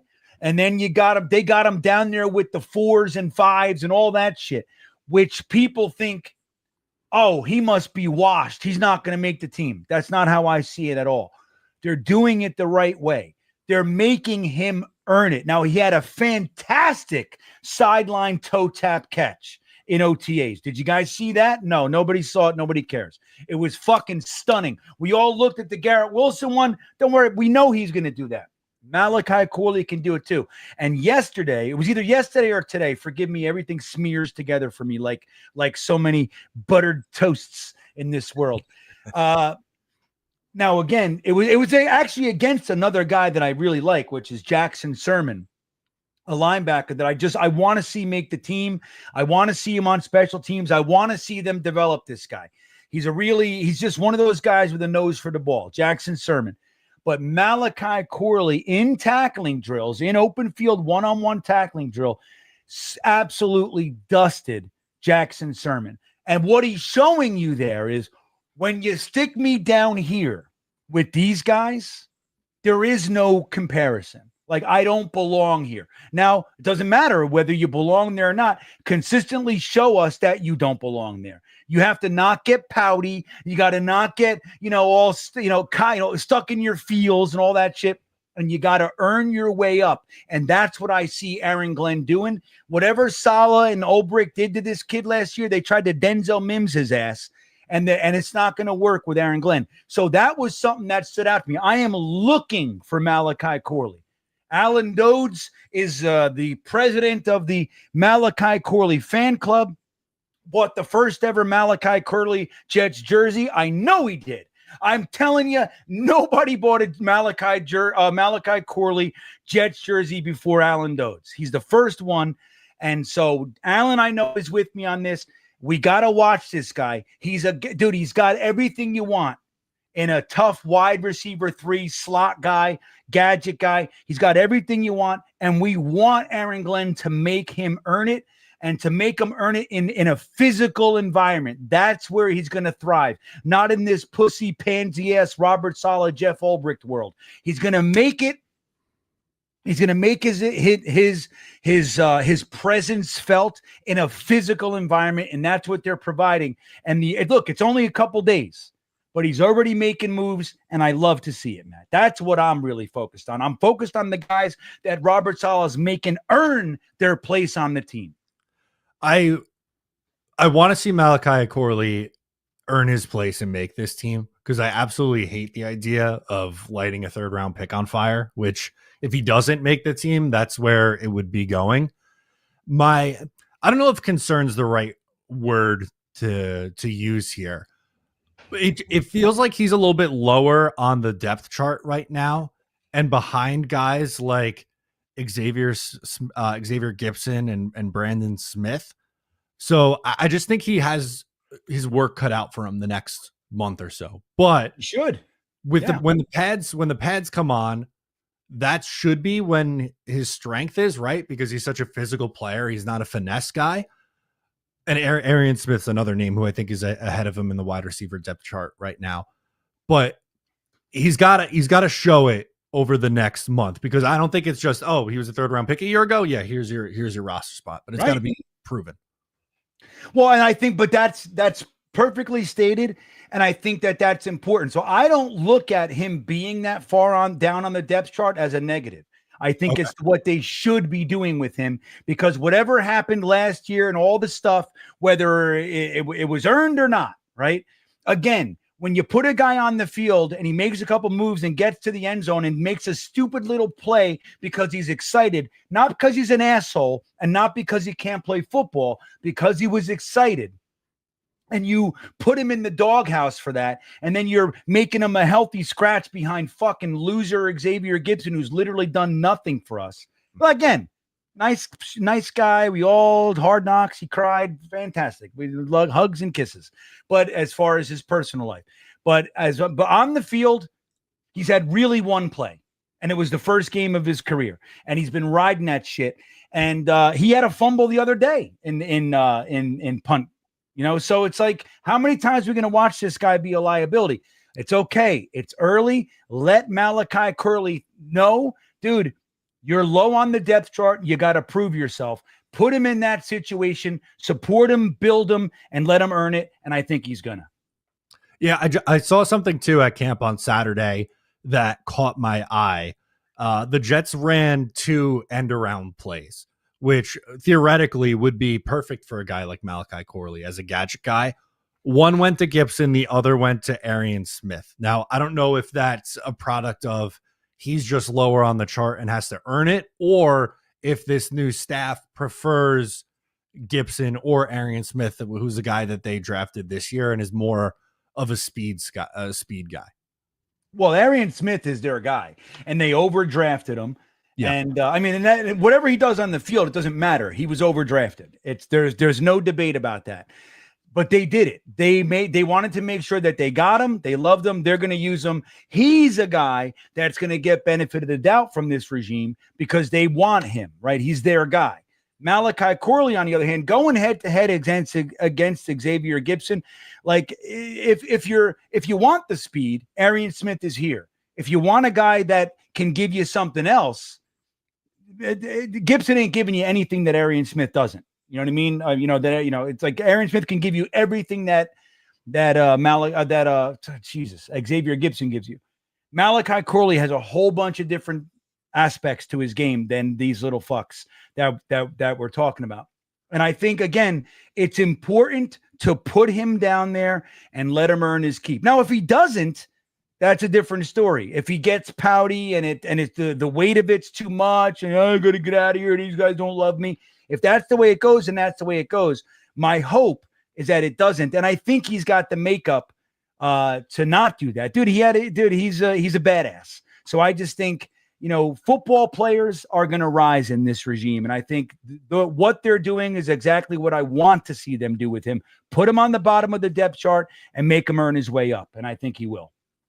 Now, you went offensive side of the ball. The guy that I want to bring up is defensive side of the ball. And I think he fits your bloody knuckles mantra, and that is rookie Malachi Moore. I think he's fighting for a starting job, right? Andre Cisco is going to be one of the starting safeties, and then it's a mix of Malachi Moore and Tony Adams and Isaiah Oliver and guys like that for the other spot across from Cisco. But he's another one that when the pads came on, he's been making plays coming down to the line of scrimmage. He's a very physical player. And he's played a ton at Alabama. Like, I know day 3 guy, rookie, is it really asking a lot or, for him to come in and play right away?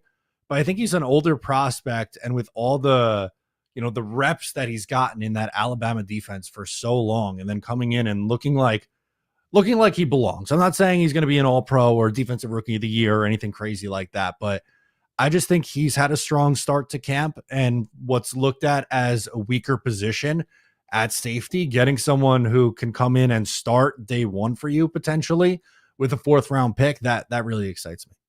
Yeah, I mean, and I've seen that too. He's making plays, man. And that's the thing. Like, look, Tony Adams is nice and all. He's an undrafted free agent. We've seen some good plays from him, and we've seen some really real clunkers from him, where he looks like he's out of position, like he's just outmatched, right? That he doesn't have the chops. We've seen it for him. So giving a guy the opportunity to win the spot is what I want to see. And not for nothing, I know they gave Stevens a lot of money, but AZ is another one. I really think, even though this is the regime that gave him the money, if a guy's outplaying you, I like to believe that this is the type of regime that the best guy will make it, right? No matter pedigree, no matter draft status and all that kind of shit. And Tony Adams, I mean, again, he's a nice player. He's a guy you probably, make the team. But is he entrenched as the starter? I don't think he's done anything to entrench himself as a starter. Cisco is going to start, like you said, and the other position is open. And dude, Malachi Moore, he's not a slouch. He was a good pick. He was the 1 day 3 pick that we actually liked. So yeah, man, I'm all about that. I'd love to see him earn it in camp.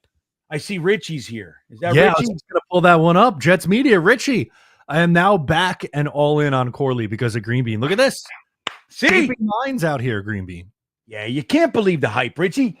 You can't buy it. You can't buy all the poor kid dropped the ball an inch. Again, we're not talking about Isaiah Crowell wiping his ass with the football. We're not talking about Elijah Moore yelling at his coach in practice, telling everybody he sucks. We're not talking about Xavier Gipson fumbling his 8th punt of the season. We're talking about a guy who was excited, big smile ear to ear, and just dropped the ball a second early. That's all it is. And again, a real coach would have met him on the sideline and said, "Why are you fucking hanging your head? Why are you hanging your head? You're getting the ball on the next play. You better fucking snap back into it. And then he would have gotten the ball, made a little play, got a little contact, and he would have shook it off, and we wouldn't even be talking about it anymore. But what did they do? They did what an amateur coach does, which is what Ulbricht was. He was way in over his head, and he benched him. Yep. Fucking benched him. For what? And that was the end of it. That was And the we're end. still talking about one play. You know what I mean? It's bullshit. Eric Samuelson says Corley has 3 preseason games to show us what he's got. I think that's the right mindset, right? Like if you're a believer, great, go out and prove it. And if you're a non-believer, but you're a fan of the team, that's one of those areas where you hope you're proven wrong and this kid goes out there and earns the job. But we've been talking about it, wide receiver outside of Garrett Wilson. And I guess, Josh Reynolds is going to be the number 2 wide receiver. I don't think there's really much of a competition there, unfortunately, even though if you feel like maybe he's just not number 2 wide receiver material, that's a whole nother debate. But from wide receivers 3 through 6, or depending on how many they keep, totally up for grabs. And if he goes out there and plays well in the preseason, he'll have every opportunity to make this team. I really hope that, or wish rather, I guess, I wish they could find the spot for him as a kick returner, because in this new system of these returns, it feels like that would be perfect for a guy like Malachi Corley. Yeah, man. I'm looking at something. He played 80 offensive snaps last year. 80 snaps in a 16-game season where everybody sucks, right? And we can't do anything. You want to talk about, like, again, like when we're looking at the wisdom of where a guy like Malachi Corley is. If you can tell me the one player that this staff that we had for 4 years got right, like actually took and developed into something, tell me the player that wasn't a first or second round pick, right? That came in with that behind them and did anything in this offense.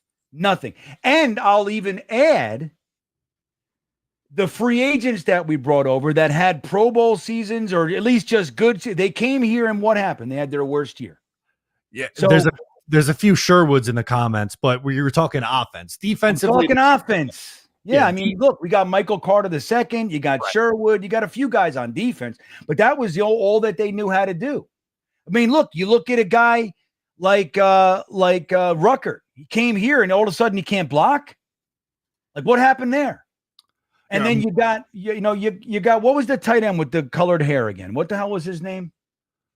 Uzama, yeah. He comes here, he's complete waste of space. He goes to the Eagles, he wins the Super Bowl fucking ring. Right?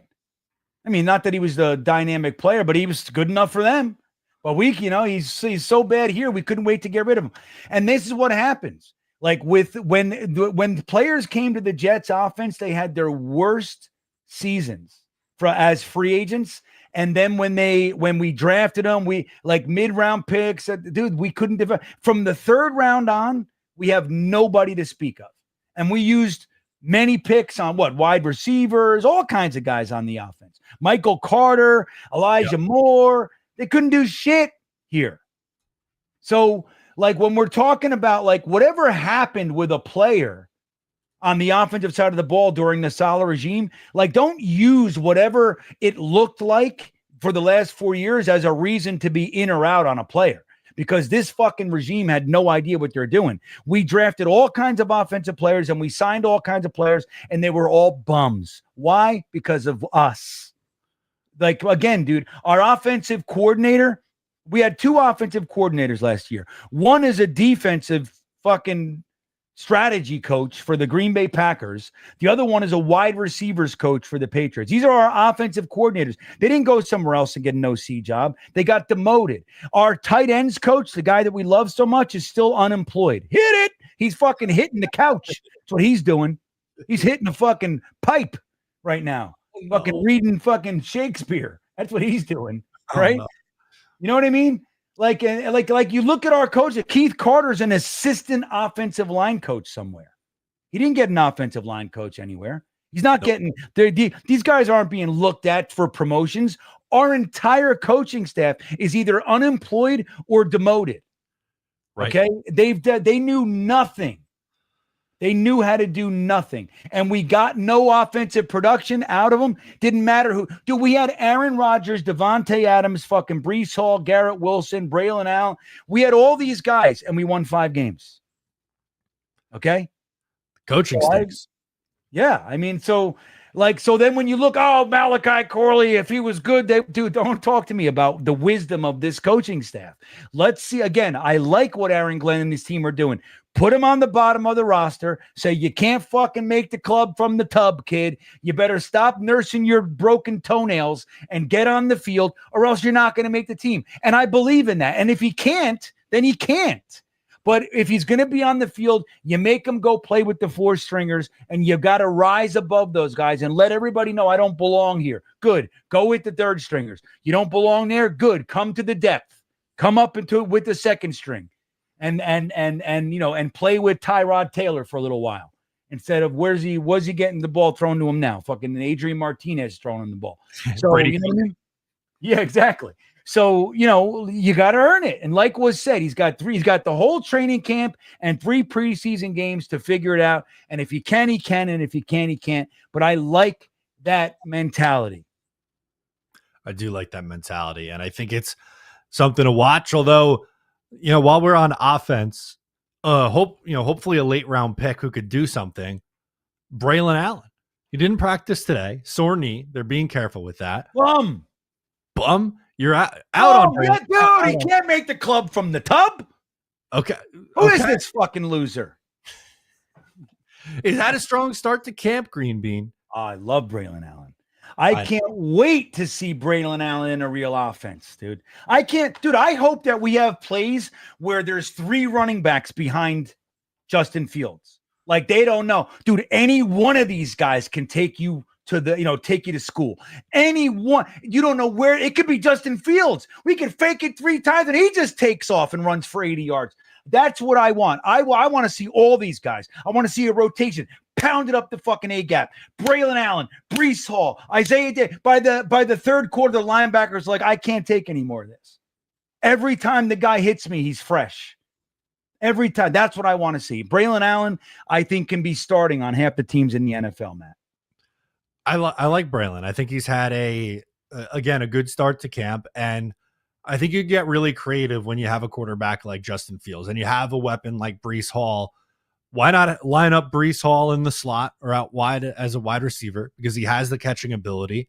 And then you have Braylon Allen next to Justin Fields. And then there's 3 guys on the field right there who can run with the ball. Maybe you're giving it to Breece on an end around. Maybe you're throwing it to Breece. Fields could run with it. You can hand it off to Braylon Allen, or they could just throw it to someone else. Throw it to Garrett Wilson. Throw it to the tight end. Dude, think about it, Matt. You got Garrett Wilson on the field. You got Taylor, the tight end, on the field.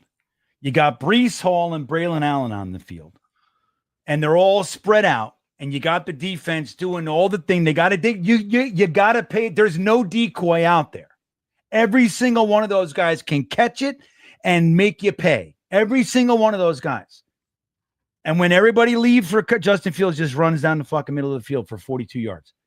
That's what's going to, I don't care. Like I said, I don't give a shit if Justin Fields can throw the ball very well. If Justin Fields rushes for 1,800 yards this year, I really don't care. I'm telling you, I don't care, Matt. No, I just want to see them win, right? You could have 3 passing touchdowns on the year and run for 20, but if they're winning games 17-16 every week, I don't give a shit. That's right, man. 5-2. And collectively we've won by 8 points. I don't give a shit. You know what I mean? I don't care, dude. No, we just want some winning here. Get the good vibes coming back here. Here's what I really want more than anything. I want to sit next to you in that goddamn stadium, and I want to see 1 offensive touchdown. That's what I want to see. That would be a nice change. We're usually up there in inclement weather and not seeing any points scored. Just watching it like, I can't believe this. It's the same game. It's the same game. Why are we watching this? Yeah, New England, Baltimore, the Chargers, Denver, all the same. All yeah, we saw 4 interceptions from Zach, his first home game in MetLife. That was our first game together. Then we stood in the rain and watch the Ravens. We did see Garrett. That was the emergence of Garrett. That was the day we knew Garrett Wilson was not of these men.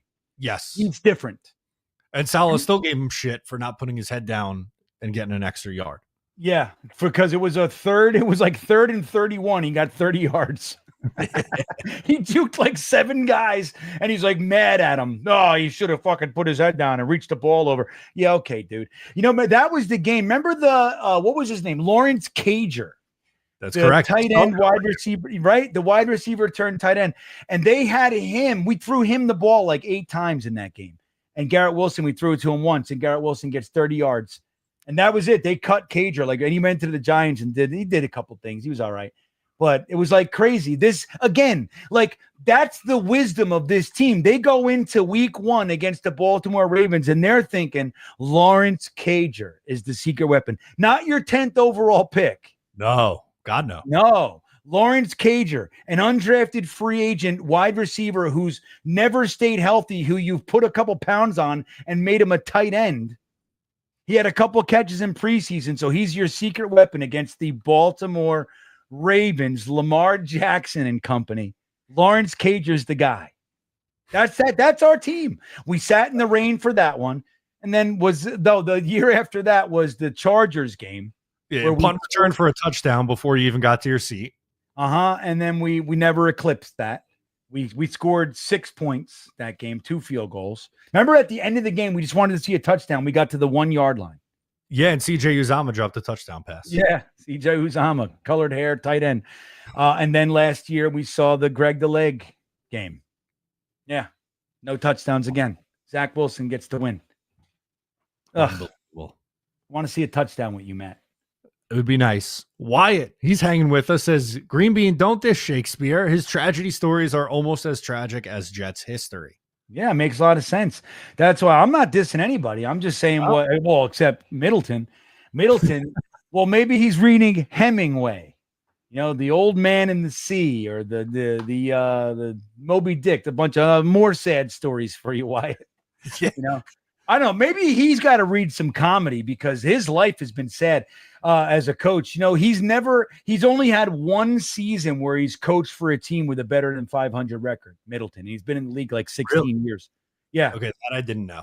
Oh yeah. He's like he's never coached for one of the good teams. He's always like the Cardinals or the Browns, or the Bucks when they suck, or the Jets. Like, again, we liked him and he was fun and we believed in him. But let's be real here. He didn't do shit. He didn't develop a single. There's no tight ends that we brought in that he made look better. Poor Yeboah was stuck under this piece of shit, and now he's going to go to Detroit. And I'm going to tell you what's going to happen in Detroit. And I talked to Kenny Yeboah on Twitter, and he's ready. He's going to explode. He knows who's his fan. He thanked me when he got signed. He reached out and thanked me. So I just want to thank you for your support, bro. It's nice knowing somebody's out there rooting for you, because it ain't fucking Robert Saleh or Middleton. No. Yeah, it's Green Bean carrying the flag for Kenny Yeboah on YouTube for all these years. Yeah, it's his first touchdown. I'm not going to like him anymore. But until then, Yeah, as long as it's not against the Jets, I guess. That's it. Well, we don't play them, do we? Do we play the No. No. NFC South. So we got like Tampa Bay, the Falcons, Carolina, and the Saints. Gotcha. The NFC games. Gotcha. And then there's another NFC team. Who the hell is it? Why can't I think of it off the top of my head? I'll pull it up right now because I can't remember. Dallas is the other NFC team. Cowboys against Brian Schottenheimer, old friend of the program. Wait, who's that? Brian Schottenheimer. He's a friend of the program? Not really, but he's the head coach of the Cowboys. Yeah, that's right. He is. He is. Former offensive coordinator for the New York Jets. Let me see. Middleton, let's see what he's doing right now. Somebody said, is he really unemployed? No, I haven't looked in a minute, so I got to be careful here. Yes, he's unemployed. I mean, he might work at Taco Bell or something. I don't know about that, but he's not employed in the NFL. Maybe the same one as Teen Bean. Maybe that's his, because Teen Bean has a very boisterous manager. Okay. He's kind of funny, and he's always like, he's real passionate. He's got from what I understand, this is like the best Taco Bell in like the county. Like he's got Taco Bell #1. So I could see Middleton running the Taco Bell to that, to those heights. Yeah. Get it. Yeah. The football mindset. That's what you got to do. That's how you get rally the troops. Yeah. I mean, well, think about it, guys. Like, we all believed in this guy. We gave him Jeremy Rucker. We gave him Kenny Yeboah. We gave him Uzama and Conklin and all these guys that we hoped that he would help kind of build into something that they all had some chops. And he's not even looked at. Like, let me tell you, these are the teams he's coached for. Okay. And you're going to see it, dude. Okay. The Atlanta Falcons, 86 and 87. The Washington Redskins, 1988. See, we're talking about the bottom. We're talking about the top 10 picks here, okay, in the draft. The Tampa Bay Buccaneers, 1989. The Cleveland Browns, 1989. I don't know what happened there. He's back with the Washington Redskins, 1990 through 93. Oh, no. I'm sorry. That's as a player. I apologize. Oh, no. We got to go to as coach. Yeah, okay. I'm sorry. So I know. I'm like, this is 1 year. I thought he had. So he's with the Tampa Bay Buccaneers. In the NFL, 2004 to 2006. Then he goes to college. He's Alabama for 1 year. That's good. Then Duke for a couple years. So he's not in the NFL. He's in college. Comes back to the NFL. Jacksonville Jaguars for 7 years. They had that one good year. 2013 to 2020. What did they do? Let me see what their record is. The 2013. They made the playoffs in 2017. They probably were jobbed out of a. That was the 1 year that he didn't coach for a losing org by year. Hold on, let me see what the Jacksonville. Pull it up. I got to know. So 2013 to 2000. What did I say? 2020. 20. So they were 4-12, 3-13, 5-11, 3-13, 10-6, 5-11. 6-10, 1-15. That is his tenure as the Jacksonville Jaguars head tight ends coach. Okay. Okay. And then the Jets. Keeping things in perspective here. The Jets, we know what that was, but he was also on the Tampa Bay Buccaneers. Let me see. 04 to 06. That was not the primetime Bucs era. No, we're not. That's not what all the Tampa Bay Bucs fans are. That's them talking about Trenton Cannon. That's what they're doing. Bucs record by year. Hold on, here we go. Oh, well, they might have made the playoffs in 05 with Chris Sims. What years did I say? 04 to 06. Oh, so they had one more. So they were 5-11, 11-5, 4-12. So in his entire career as a coach in the NFL, he's had 2 seasons that were not losing. And gross losing, right? 3 wins, 4 wins, 1 win, 5 wins, that kind of thing. And now he's unemployed. So again, what are we talking about here? With this fucking staff. And that was a guy we liked. He was at the top of the heap on the offensive staff. Our favorite shitburger. He was our favorite bag of shit. Alan's back, says Mexican pizza. Hit it. Mexican pizza, Mexi melt, hit it. Talking about chalupas, hit it.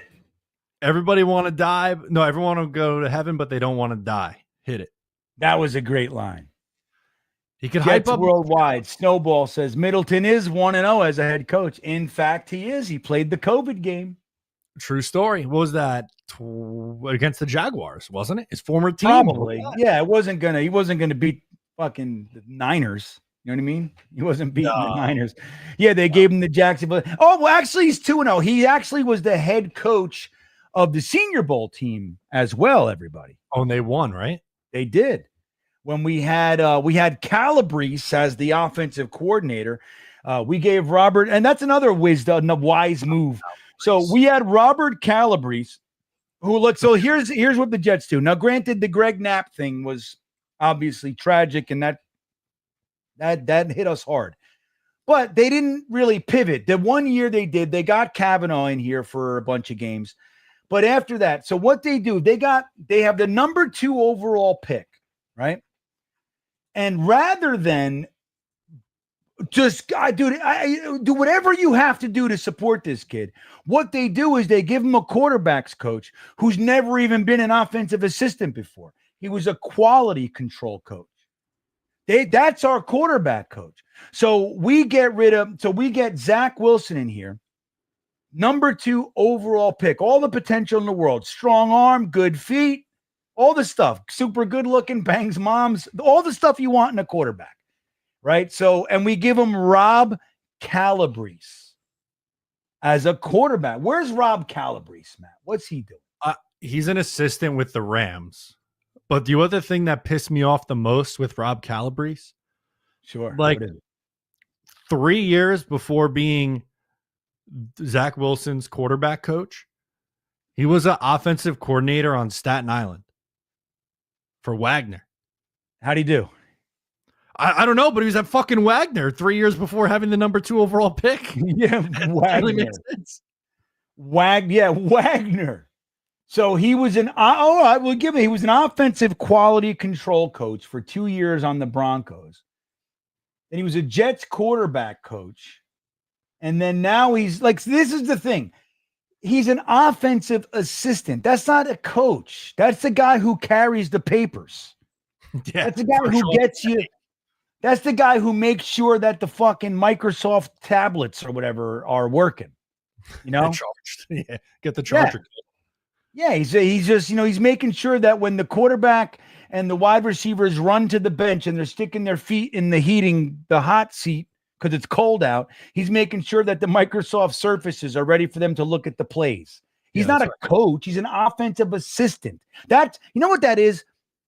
That's like he's worked with LaFleur and the McVay-LaFleur connection, and they gave their buddy a job. That's what that is. You know what I mean, Matt? Can we just shoot straight with each other? We're friends here, right? We are friends, and LaFleur is the offensive coordinator with the Rams, and we know Sean McVay calls plays, but LaFleur is the OC. So he got his old buddy an offensive assistant job. That's okay.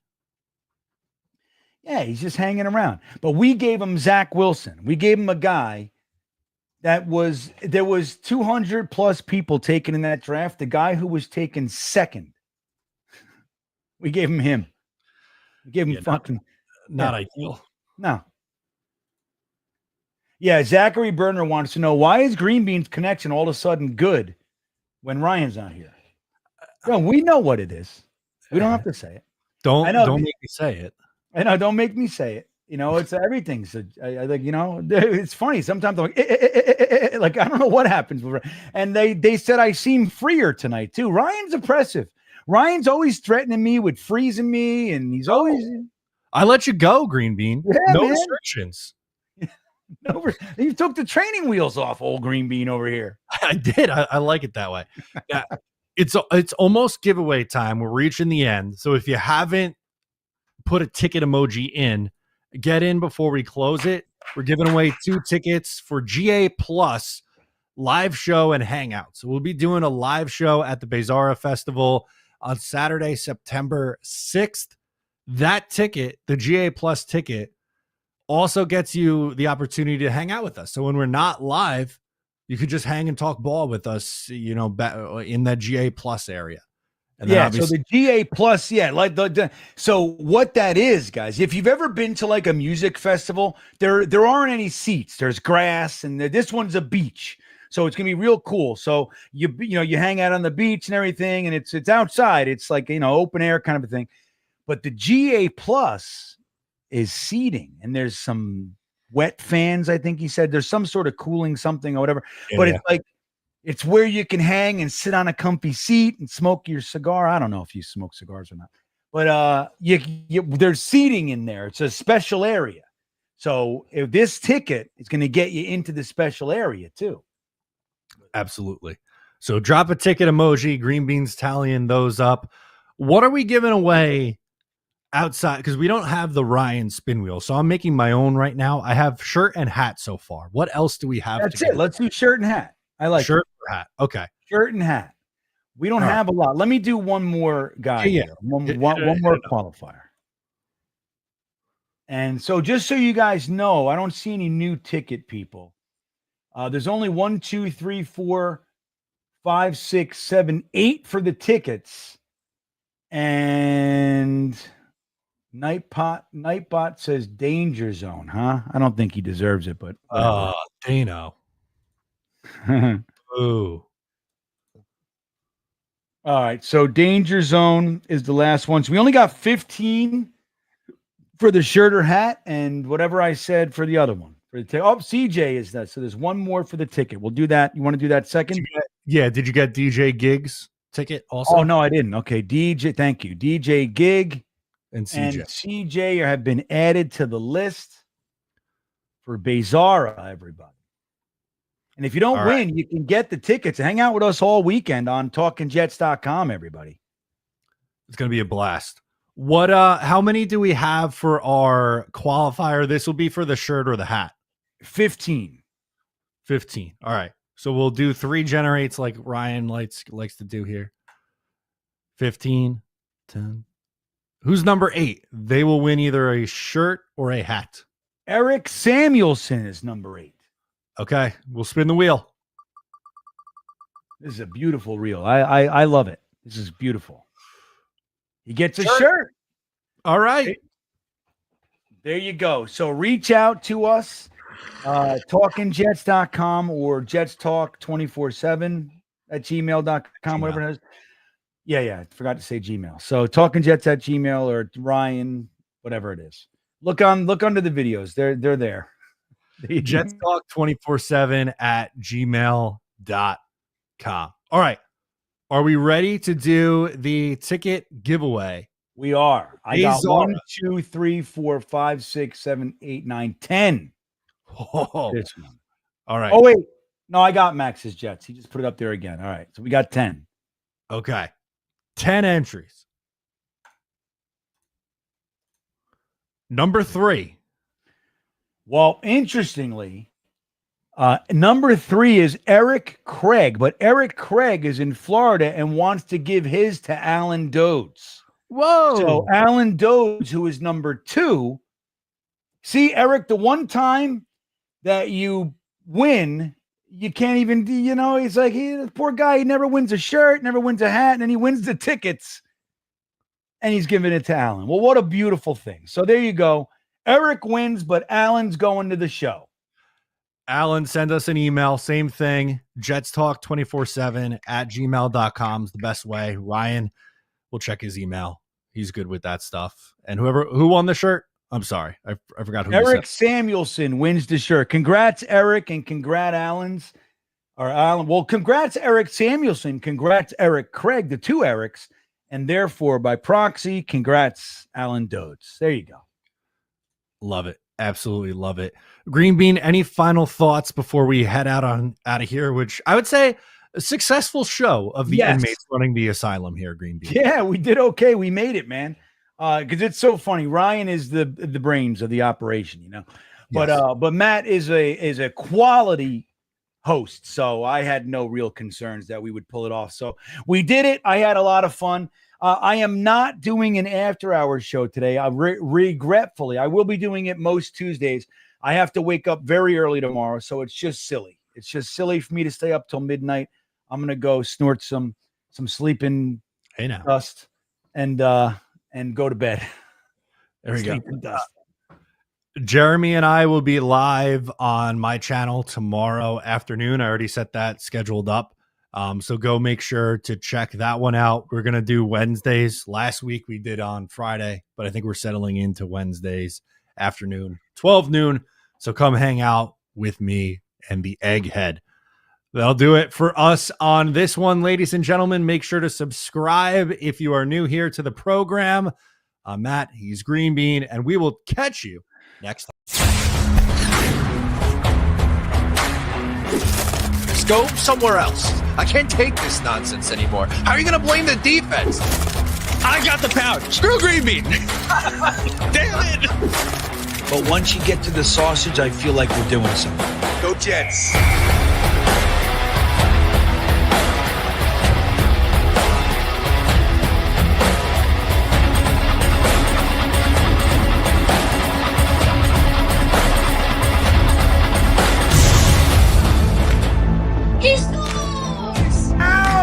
No, come on. What would you give up to see a Jets Super Bowl? All of my friends and family. Hit those milk thumbs, boys and girls. Freeze run. Run! Hold on to your underwear, ladies, and stand by, bitches. It's now time for Talkin' Jets with your hosts, Matt, Ryan, and Green Bean.